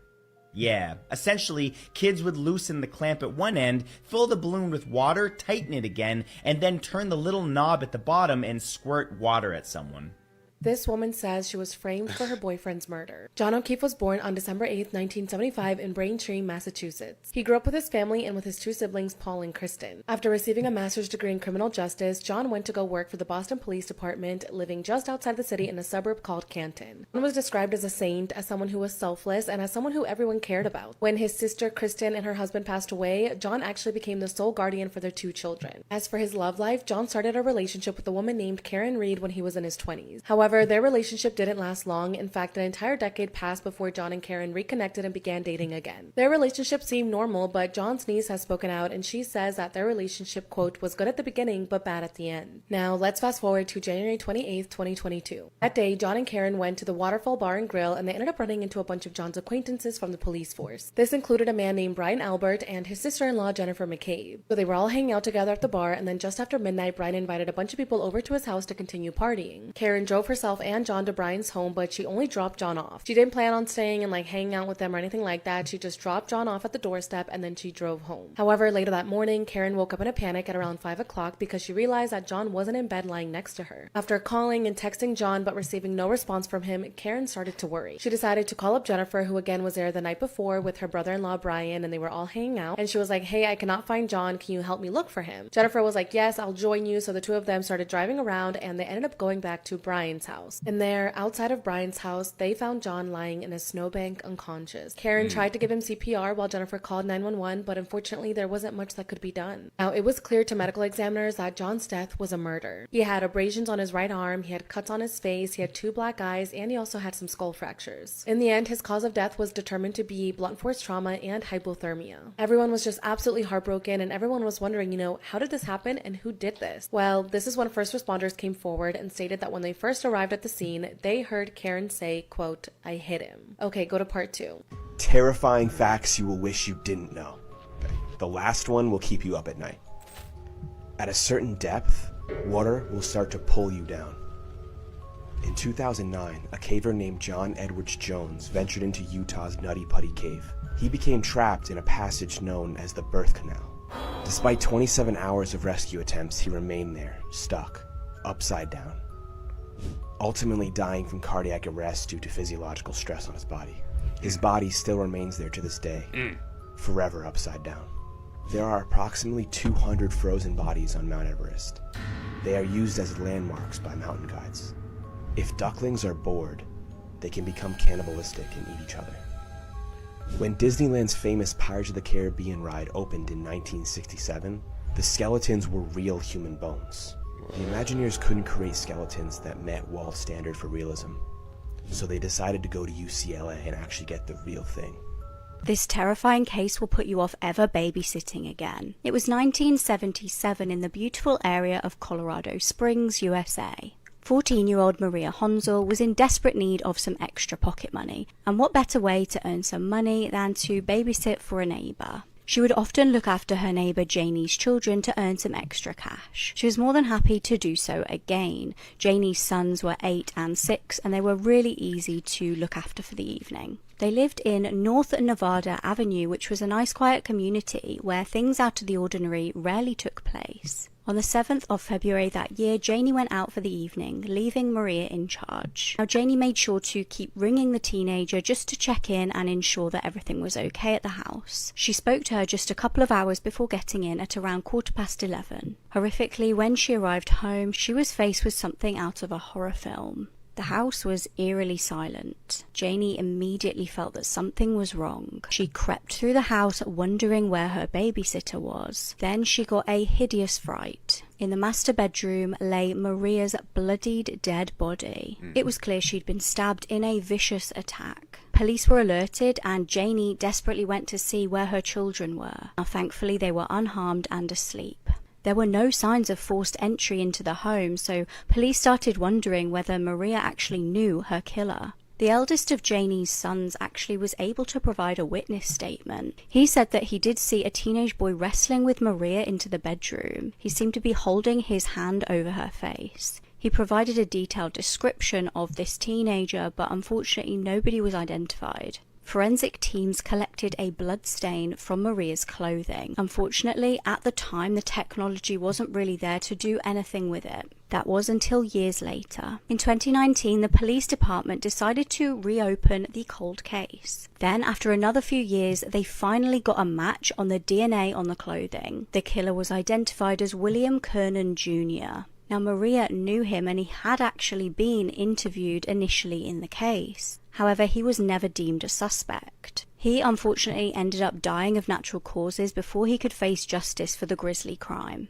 However, knowing who killed Maria at least did provide her family with some sort of closure. You want to hear a scary animal story? Yes. Yeah. In 2006 in Sierra Leone, Africa, there was a chimp sanctuary, and it was 3 Americans, 2 Africans. Little did they know, the 31 chimps that were in this sanctuary had escaped because they're very abusive to these chimps. So these abused chimps escaped, 31 of them. And when they were going down, all of a sudden this ginormous chimp named Bruno, which was the alpha male, came into the middle of the road. He's 6 feet tall and weighs 270 pounds, which is double the amount of a normal chimpanzee. That's Brock Lesnar. Huge. They stopped, and then the chimp Bruno starts running towards this car, jumps and is banging on the car, rips the side mirror off, punches in the back window, grabs one of the African man's hands. Gates to the sanctuary were closed, and so the driver, who was African, tried to ram the gate to get through. Nothing happened except it disabled the car. There was one American in there whose name was Gary. He was knocked unconscious when they hit. The African driver got out, took off into the woods, and then the 2 other Americans got out too. Bruno gets Melvin, bites his foot off, and then Gary grabs a big stick and starts jabs him in the throat, and then Bruno stumbles back and then takes off into the woods. King Solomon and the Ocean Gate submersible. Was it an occult ritual, and are they getting ready to do it again? Ocean Gate co-founder Guillermo Solane is planning a trip to Dean's Blue Hole, one of the world's deepest ocean sinkholes. It is 202.997 meters, or 666 feet deep. Solane revealed his plan around the anniversary of the Titan submersible implosion, which killed 5 on board. It is an interesting name for the submersible that met a fitting demise, because the Titans were imprisoned in a cavity beneath Tartarus. Also, why did the Titan look like Solomon's shamir? A warmer substance with the power to cut through or disintegrate stone, iron, or diamond. Solomon was said to have used it in the building of the first temple. In one story, the demon king Asmodeus told Solomon that the shamir was given by God to the angel of the sea, who then lost it and later committed suicide. This is how Solomon was able to obtain it. The shamir was meant to have always been wrapped in wool and stored in a container made of lead. Any other vessel would burst and disintegrate under the shamir's gaze. On board the Titan was Shahzada Dawood and his son Suleiman. Shahzada means prince or king's son. Suleiman translates to Solomon, and Dawood is the equivalent to the biblical David, the father of King Solomon. Did he create one of the first androids? Cogito ergo sum, I think, therefore I am. The famous words of French philosopher and scientist and mathematician René Descartes. Descartes is often referred to as the father of modern philosophy. Not only did he argue about the nature of reality, the mind, and body, but he was also famous for building intricate automata. He loved clockwork dolls and mechanical creations. So, when his only daughter and child Francine died, he couldn't bear her loss. Descartes decided to build a mechanical replica indistinguishable from the girl. The story has a few versions, but most agree that this robot Francine traveled everywhere with him. She would sleep in a kind of casket next to his bed. In 1646, Christina of Sweden summoned Descartes to her castle and sent a ship for him. The casket went where he went, and at night he would take her out of her casket in his cabin and wind her up and talk to her. But it is said the ship had encountered bad weather, and the superstitious crew was getting spooked hearing the chatter in Descartes' room. Suspecting some kind of witchcraft, the crew broke into the philosopher's cabin, where he slept, opened the casket, and were horrified by what they found. And the captain tossed the automaton overboard because it, quote, worked well enough like a woman with a soul, meaning not very much, unquote. The second loss of his daughter proved fatal for Descartes because he died shortly after. People don't feel safe anymore. Something so simple as going to the mall with your kids is like putting your life in danger. Over the weekend, this 40-year-old man began attacking random people with a knife in a mall in Sydney, Australia. It's clear that the attacker was targeting women because out of the 6 lives that were taken, 5 were women, except for the mall security guard who got in the way, and because of that, his life was also taken. Now, what happened to this specific woman really makes me think about all the mothers. This is 38-year-old Ashgood, and she was at the mall with her 9-month-old daughter when all this happened. Tragically, Ash was one of the victims and her life was taken as she tried to protect her daughter. Her baby was also wounded, but before Ash fell to the ground, she handed over her daughter to a stranger and begged for them to save her daughter's life. 9-month-old Harriet survived, but her mother didn't, and it makes me so sick that this child now has to grow up without her mother over something so senseless as this. The attacker continued to try to hurt people in the mall, but he was confronted by a police officer and they took him out. This is something that's been happening way too often now, and the fact that we have to be on edge when we're at the mall is insane. I'm gonna die on the hill that morale is the most important factor for deciding who's going to win the battle or war. Not equipment, not training, morale. Or as Rand likes to put it, the will to fight. This is a 2019 study. Governments are still trying to figure out the best way to encourage their troops to keep fighting. The graph behind me here shows all the times the United States included the will to fight in their field service regulations, or their doctrine. Notice how World War I, Vietnam, and the Iraq War didn't include the will to fight in their doctrine. And look what happened there. Crazy. High morale and the will to fight are also the core pillars of guerrilla warfare, and the Vietnamese and the Taliban both showcase this. Even if you're just fighting with sticks and stones, if you want to fight and the enemy doesn't, you win. Period. Morale was so important, even the CIA had their fingers in it. They knew how important it was, and they knew that the North Vietnamese army would never break, and they tried to get US policymakers to make some changes. But they didn't, and we saw how that all played out. Your average unit with your average morale is going to break around 10 to 30% casualties. This also applied to great medieval battles in the past. If you start seeing people around you dying, your life preservation instincts are going to kick in and you are going to rout. Funny enough, one of the best things you can do for morale for your troops is just provide them with an endless supply of coffee and cigarettes, and this has been true for over 100 years now. People love coffee and cigarettes. Yo, go to a factory where somebody's working. They love coffee and cigarettes too. Make them not quit their job. Keeps the spirits good. Remember the time when Japan almost caused an extinction level event? No! Well, it almost happened during World War II. The plan was called Operation Cherry Blossoms that night. Japan planned to use submarines to launch planes that would then drop the Black Plague on the west coast of the United States. This man, Vice Admiral Jisaburo Ozawa, was the mastermind behind this plan. Also worked alongside Lieutenant General Shiro Ishii, the man behind Unit 731. And they weren't just going to release the Black Plague. They had other diseases in mind, like cholera, typhus, and the dengue fever. Planned to drop it over cities like San Francisco, San Diego, and Los Angeles. What's even crazier was that the submarine crews were also expected to infect themselves and then come ashore to then infect everybody else. It was a mission. By March 1945, the plan was ready to go. But this guy, General Yoshijiro Mizu, opposed it. He argued that using biological weapons turned the war into a battle against all of humanity, saying that Japan will earn the derision of the world. The opposition was so strong that it stopped the operation before it even started, but it's still a scary thought.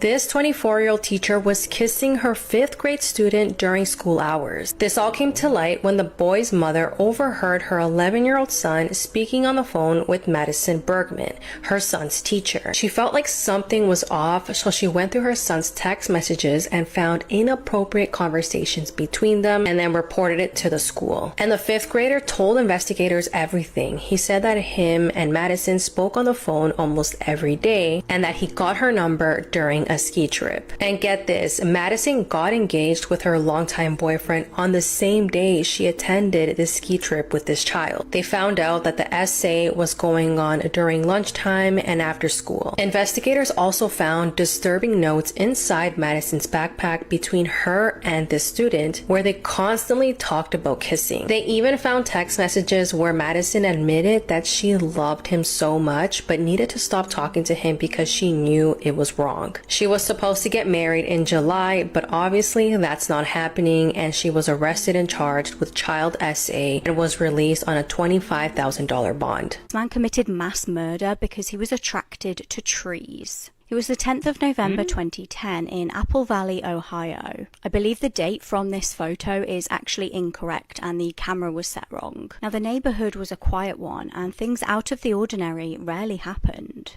That was until emergency services received a disturbing phone call. Local Dairy Queen manager rang to report 32-year-old Tina Herman as missing. The single mum had failed to show up for work, which was incredibly unusual. She was a great mum to 13-year-old Sarah and 11-year-old Cody pictured here. Police started doing some digging and figured out that Tina and her boyfriend Greg had actually been having problems. Her friend told police that she was actually due to move out of the house. Officers went round to the property to see if anything was wrong. Now, frustratingly, they didn't actually go in and they couldn't really see anything was up. However, they were a little bit unnerved to be told that the children had never turned up at school. The following day, Tina's manager decided to take matters into her own hands.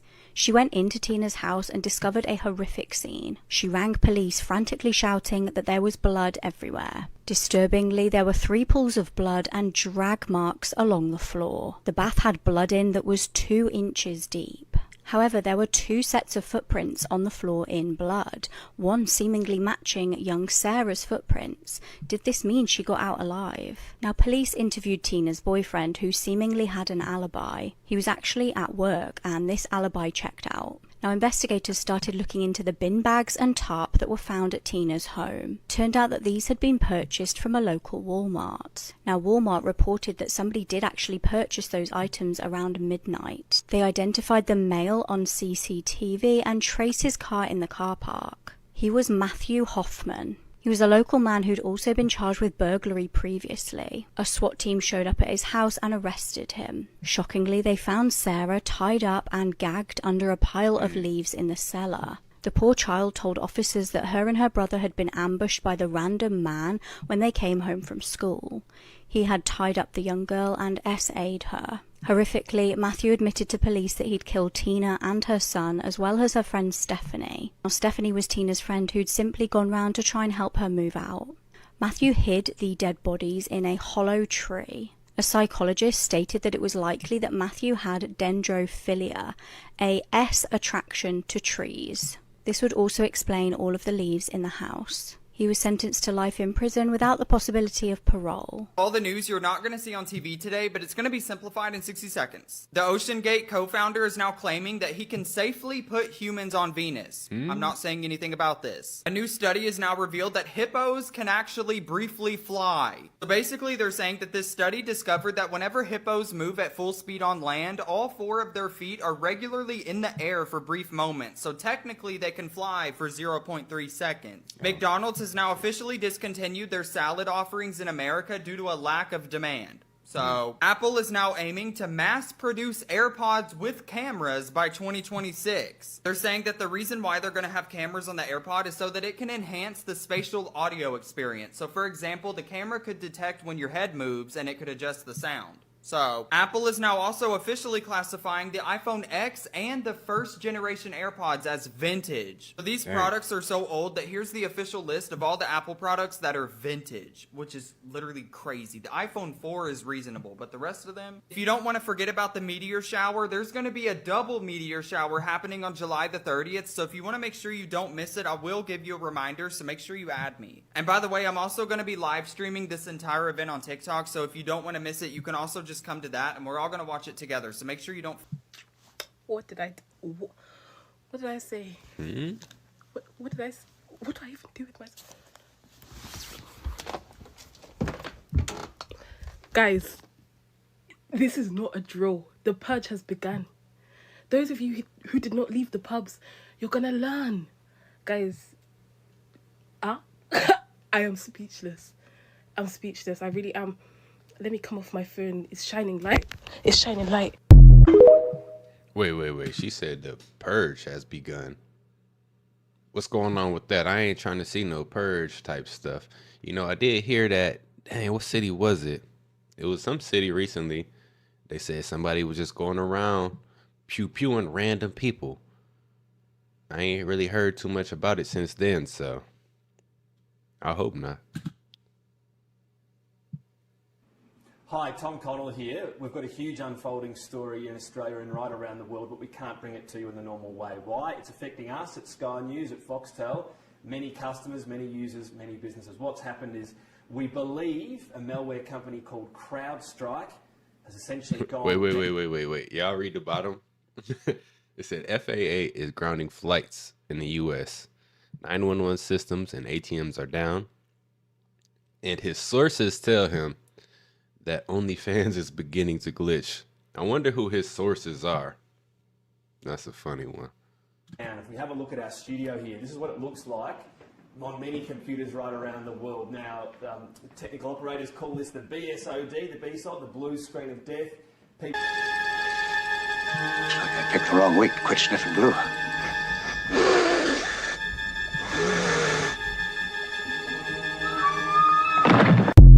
Nah, for real though, man. It's the world we living in right now. Hi, Aaron here. United, Delta, and American Airlines have issued a global ground stop on all flights. It's still not exactly clear why this is happening, but there's a lot of speculation this has to do with the CrowdStrike outage right now. And basically, CrowdStrike is this like online cloud networking security end-to-end kind of like middleman with a bunch of big companies' data. And they pushed an update, and that's causing a whole lot of Windows systems all over the globe to go down. And one of the bigger issues is that so far the evidence suggests this is a boot blue screen of death issue, so there's no way for you to log in and undo the update, because the second you turn your computer on, it just goes poof, blue screen of death and you're locked out. So if you are planning on traveling today or anytime in the kind of near future, just double check that your flight's even going to be there, because this happened in the middle of the night. It's going to be it's going to be a bad day. Mm-hmm. And we just wanted to clue you in on why things are going to get a little crazy here for a bit. It's like Skynet attacking, but it's just have patience. Skynet. Try your best. Anyways, no. Y'all have a great day. Hey guys, welcome to the LAX airport, where we're all grounded. Not in like a we did anything wrong, but in a we're not flying. Here's me and all my closest friends. Apparently we're like on the news. Don't worry though, like Olympics are good luck Team USA. Didn't really think the first time I would be on national news would be because I'm sitting on the floor at LAX, but I kind of want to make some friends. I think I have Uno in my bag. More than 1,000 flights are grounded around the world right now after this worldwide Microsoft outage. That is the sound of people just waiting, right? This is a quickly developing story. So here's what we know so far. Cybersecurity company, the name of the company is CrowdStrike. It says a content update for Windows systems is to blame for all of this. So since then, they have said the issue has been, quote, identified, isolated, and a fix has been deployed. Flights have been affected around the world. The good news is that this fix they're talking about seems to be working. American Airlines, for example, Dubai Airport now saying they're back up and running. So that company, along with many other airlines, grounded all flights after this technical issue. At Toronto's Pearson Airport, they've warned about delays, no cancellations yet. Hopefully that doesn't change. In addition to airlines, broadcasters, banks, stores, healthcare providers, pharmacies around the world that use Microsoft systems have all been affected by this. Sky News in the UK and Australia even knocked off the air for some time. They are also back up and running. Planes have been... Doesn't that show you how big Microsoft's reach is? It's like a monopoly in a way. Like, Just Microsoft, not the computer. The computer is fine. The computer still work. It's the one little software that runs the computer. I think it's time that someone come up with a new alternative to just Microsoft, because if one thing happens, the whole world stops basically. Grounded across the world. There has been a massive IT outage that has hit media, banks, supermarkets. The entire state of Alaska cannot call 911 right now. Every single American airline plane across the world is completely down. Trains all across the UK have completely come to a stop. Dutch Airlines is reporting that they are completely down and none of their planes are taking off either. Also, Northern Ireland, Prague, and Germany are all reporting major outages and planes being grounded. All of the 2024 Paris Olympic IT operations have been completely shut down. And Poland's largest container terminal is also down. This is major, y'all. If this is a cyber attack, this is gonna be one of the biggest cyber attacks to ever go down. Check the news. It's all over. To the index of boom heard over New York City today, and tonight NASA believes it was a meteor, perhaps flying over the Statue of Liberty. Authorities receiving calls from Brooklyn, Queens, Staten Island, and New Jersey. They'll continue to look into it. It's only getting worse. Part 2, this is what happened just a few hundred yards from where our parachutes were dropped off 10 minutes before the smoke. The plane flew right through there before. No, it's getting worse. I wonder what that was. I've been rabbit holing again. This is a deep dive that I don't know if you're ready for. Did you happen to see any posts on your For You page recently about July 17th? I literally just paused that at 17 seconds. Okay, so let me first debrief you, if you haven't seen, on the things I've already seen here on TikTok being shared, and then I'm going to add some layers. Okay, so first of all, when you type in the word date or the word calendar in your comments, the date that is being used for the emoji is July 17th. Go ahead and try it right now. Now, that may seem like no big deal. Wait a minute. I wonder, is a fly in here? I think I got that one too. But anyways, I wonder if like the July 17th, the calendar date, if that like applies to every other day. Like say if I put in calendar on the 19th. Today's the 19th. Well, you know what? Let me check. Let me try that real quick. Oh no. This says July 17th. Y'all probably can't even see that. That's crazy. Try it out, y'all. Okay, this gets deeper. It was pointed out that July 17th is a national holiday. Well, it's many national holidays, but it's being pointed out in many videos that July 17th is World Day for International Justice. So then I decided, something told me to look at, are there any other national holidays on that day? And look at the very first one that popped up. National Hot Dog Day. Now, I'm just gonna spell it out for you in this video. The term hot dog is one of many terms that children-loving people use to describe their preference. I think you can guess what the hot dog represents. There are a few symbols that are used everywhere and used in some very infamous emails to just... You know, I know I got other parents out there. Anybody ever let their children watch the Mickey Mouse Clubhouse? I used to let my son watch the Mickey Mouse Clubhouse. He don't like it no more though. He grew out of it. But when she brought up the hot dog terminology, it reminded me of a song on the Mickey Mouse Clubhouse. The hot dog, hot diggity dog. Like there's really no reason for them to say that. No one on there is eating hot dogs. Not messing with Disney. Describe these kinds of things. And I mean, who could forget this awesome video? You all know today is National Hot Dog Day, and perhaps you also know that hot dog is my favorite meat. I love hot dogs. I love them in... He's supposed to hit no Diddy after that. You can't say that with a no Diddy after that, man. Come on, man. But we know what's really going on here. buns. I love them outside of buns. I love them with baked beans. I just like hot dogs. It's the best, best meat there is, without question. So to all of you who, like me, are celebrating National Hot Dog Day, congratulations to you, and may there be many, many more hot dogs served in our wonderful land. But wait, because there's so much more. Also the number 17, if you're aware of any theorists out there, they love that number because it aligns with a certain letter in the alphabet. And I kept digging. It's also National Ice Cream Month. Gosh, who comes to mind who's always eating ice cream?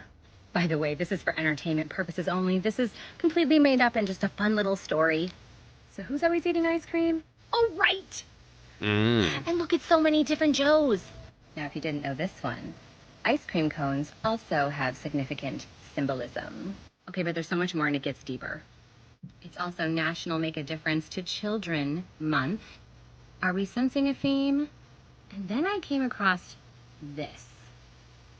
It's French American Heritage Month. And I got to thinking, how is that tied in?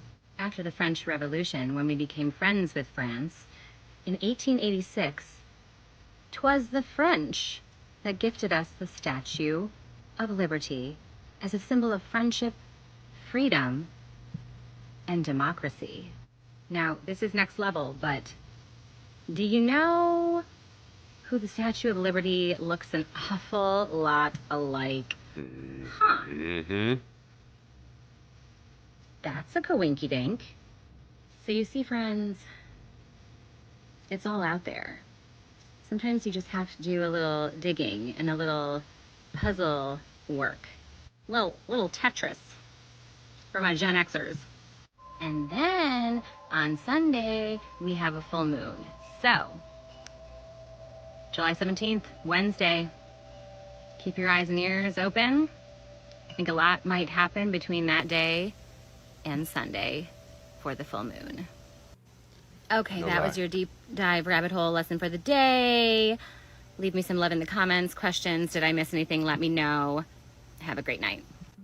Look, she said there was going to be a lot that happens in between Wednesday and Sunday. It's Friday, and we already done had a sea attack. I don't want to say it because I don't want them to try to ban my video or anything like that. But we've already had one of those. Planes are down, banks are down. What's next? I'm interested to know what's going to go down today, tomorrow, Sunday now. Man. Oh, what I predicted no election. I don't see the election. I keep saying that. I don't see it. So I don't know who's going to get shot, but somebody going to get shot. No, I'm not saying doing that. I'm saying shot up. Anyway, that's what I'm saying. Yeah. What is it? So hold on. Part 2, something floating in the water. The cops were on a loudspeaker telling everyone to get off the beach and out the water. Whatever this is never moved. Oh. Wait. Yeah. Whatever this is never moved. I can't read, y'all.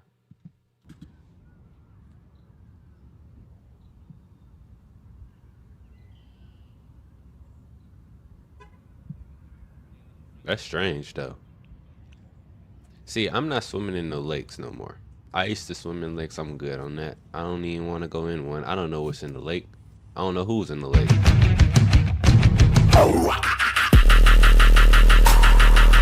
Said dam fails in Nashville, Illinois. Yep, there was one that fell. Yo, the flooding was so bad here. Oh my gosh, it was crazy. RIP to that man. There was a man that passed away, older guy. Got flooded in his car, couldn't get out. That's how bad it was. Cars were underwater. They're telling the whole town to evacuate ASAP. I-64 is totally underwater. Not sure where I-64 is. I'm not a truck driver. I don't travel too much on the highway, so I don't know. But wherever that is, stay away. I guess it's totally underwater. We are following breaking news. Another major shakeup in a South Suburban Police Department. CBS News Chicago has learned Carl Scott, the acting police chief for the village of Robbins for the past 15 months, was involved in what was described as a concerning incident, and he is no longer with the department. Andrew Ramos is in Robbins with new details. Now, CBS News Chicago has confirmed with the Cook County Sheriff's Office that an investigation is currently underway looking into an incident involving Robbins acting chief Carl Scott. Now, the incident, which was captured on video, said to be so concerning when the mayor of Robbins saw it, he moved to fire the chief immediately. The search for a new chief of police now underway in the village of Robbins after acting chief Carl Scott was relieved of his duties. On the job for just 15 months, Scott now at the center of an investigation. A spokesperson for Mayor Darren Bryant told CBS News Chicago the former acting police chief was initially put on unpaid administrative duty following an incident that happened 2 weeks ago involving him and an individual while inside Village Hall. Upon learning about it, the mayor contacted the Cook County Sheriff's Public Integrity Unit, launching an investigation. Choosing not to wait for the outcome of that investigation, Mayor Bryant moved to fire Scott. But before that could fully take shape, we're told the acting chief submitted his resignation. The incident which prompted all this was captured on video. Now, it's unclear whether that was police body cam video or surveillance footage, but a source who saw the video tells CBS News Chicago, quote, "It's unbelievable," end quote. And we're told the mayor saw the video, and that's what led to his action. The mayor, along with his spokesperson, disclosed the acting chief's dismissal at a village meeting this past Tuesday. Mayor Bryant, at one point, hinted that the footage may soon be released. So I want you all to brace what may happen in the next couple of weeks. Something might be released, maybe not. All right, but it was important that while I sit before the people, act like I can't be up here and act like ain't nothing going on. Something going on. This isn't the first time controversy has loomed over the police department. Scott's predecessor, former police chief David Shepard, filed a federal lawsuit against the village and mayor claiming wrongful termination. Shepard said he believed he was fired after filing whistleblower complaints against the mayor. That case involved directions Shepard said he received regarding a stolen car and fatal crash investigation. At the time, the mayor's spokesperson dismissed the claim, saying the former chief's dismissal was the result of the mayor wanting to go in a different direction. Now, CBS News Chicago has filed a Freedom of Information Act request to obtain the video in this latest firing. When we get that, we will bring it to you. Reporting in the village of Robbins, Andrew Ramos, CBS News Chicago. Listen, I'm not messing with none of those Chicago PDs. I don't care which county, which city it's in, little suburb area. They all corrupt. That's all I'm saying, man. I want to see the video now, though. I'm curious to what the guy did. So it's snowing in a safari. I know them zebras hot. Well, they cold, but they mad. Well, guys, this is a male ostrich. Ostrich. What's the benefit from that good sense of sight?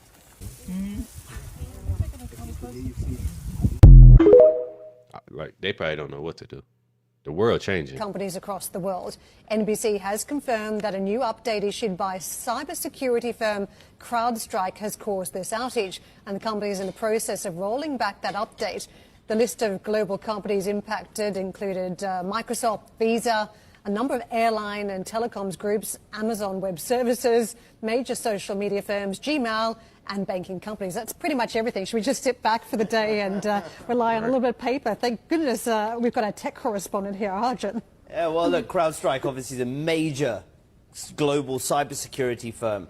They said they've tried to roll up an update. There's been issues with that update, and now they need to roll back that update in order to sort these issues out. It's actually something similar we saw earlier this year with Microsoft in January when they were rolling an update with their cloud service Azure, they also had to roll back that update because of the issues with that. So, but also I think it's not just Microsoft, right? We were talking about it's CrowdStrike now as well, and it's the way that not drawing any links between the two, and if the two issues are linked at this point, but I think it shows that there are so many different parts of an organization's sort of tech stack, as it were, these days, multiple different parts of it, whether it's on the cloud front and those services, whether it's on cybersecurity or elsewhere, that if one of those things goes down, it does create a big problem globally to the point where, you know, businesses just can't run. Yeah, there have been riots in Leeds which erupted following the removal of 4 children from an East European family by the social services, and that is what has led to the present unrest. Now, the incident has sparked huge protests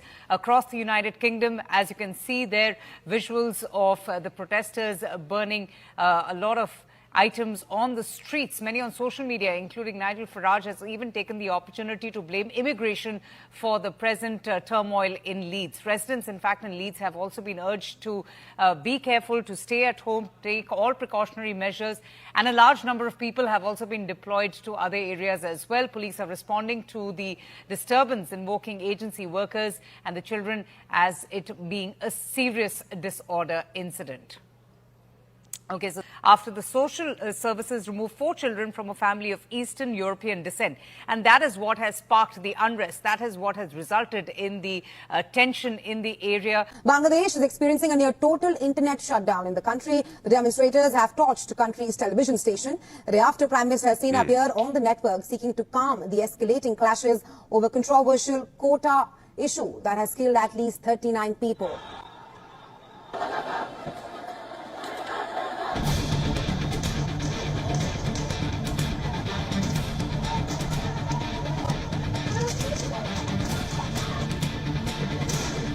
They ain't playing over there.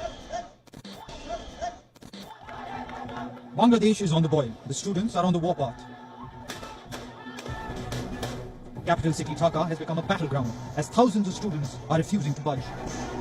All right, so I need someone in the comments to explain this to me. What's the quota? Because you keep seeing the signs, no quota, anti-quota. What's the quota? Clashes like these are a common sight. The police are firing tear gas to contain the protests. Mobile internet services are shut.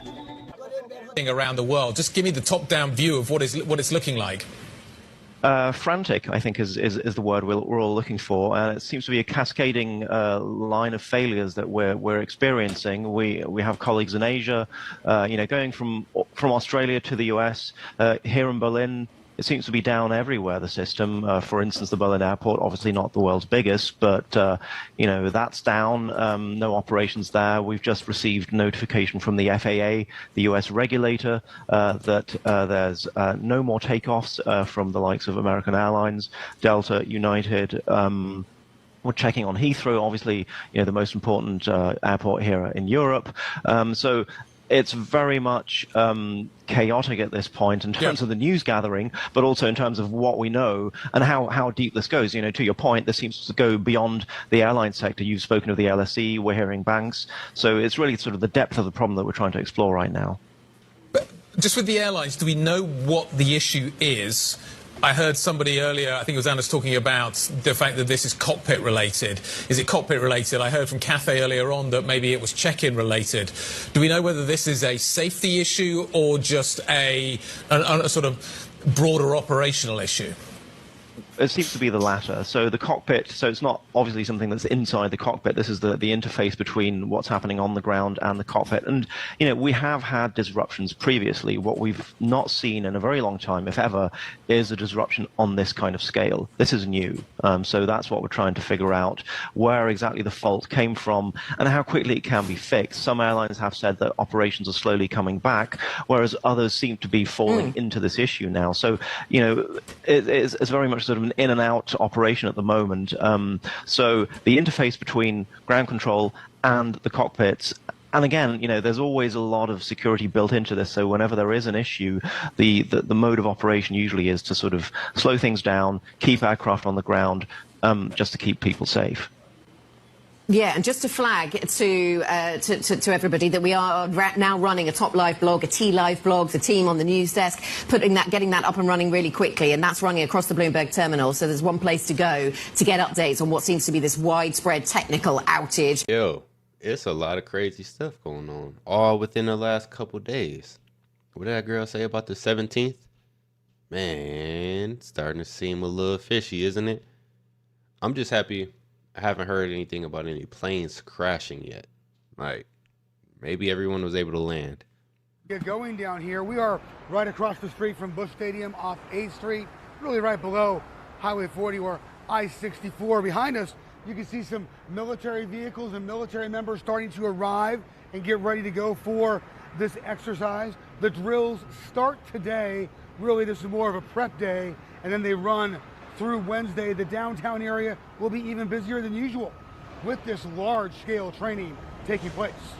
Bob Maribel, Automotive Group Skyfox can show you the scene over us live right now. Again, we're in this parking lot just south of Busch Stadium. Vehicles just starting to arrive as things start to amp up here for this training. We can also show you some video that we captured a little earlier as military vehicles started making their way through downtown St. Louis. The exercises here are being facilitated by the Michigan National Guard working in conjunction with the Missouri National Guard. The drill scenario here involves an 8.4 magnitude earthquake from the New Madrid seismic fault hitting the St. Louis area. The training is going to focus on a simulated response to structural damage, civilian casualties, and chemical contamination in the vicinity of Busch Stadium during a baseball game. Organizers tell us some 500 people are taking part in this drill. It also involves river crossings along the Mississippi between St. Charles and Grafton in the event that bridges could be damaged by a major disaster like an earthquake. These exercises are not open to the public. Authorities say drivers along 40 or 64 near Busch could see this equipment and exercises taking place. I-55 drivers might also see some military traffic this morning. These exercises are going to use a lot of material, including helicopters and vehicles, damaged vehicles and debris, and there will be multiple staging areas near Busch Stadium. One note for drivers, 8th and Clark right by Busch will be closed during the day as these exercises unfold. This is the first time that St. Louis is hosting these exercises. Last year, similar exercises took place in Nashville. We have more vehicles starting to kind of pull in here as this starts to get going. More military vehicles, some St. Louis police vehicles just around the area here, all taking part in this exercise. For now, live downtown, Chris Brinday, Fox News. Man, look, I don't know about y'all, but don't none of that sound good. They getting ready for an earthquake, preparing themselves for a high magnitude earthquake in St. Louis during a baseball game. And then they talking about the bridges. They want to make sure the bridges aren't going to get messed up, you know, so no one could travel across the Mississippi. You know, I think St. Louis is like, that's high travel across the, man, look, I don't want nothing to happen over there, but it doesn't sound too good, does it, guys? Hopefully everyone's safe. Hopefully no one got hurt from, you know, these outages. Hopefully it didn't affect you too much. Hopefully all your money's still in your bank account. I don't know what could happen. I don't know what's going to happen, but stay prepared. These are some of the most creepy and strange TikToks that are out there. If you like the content, don't forget to subscribe, turn your notification bells on, and until next time, YouTube, peace.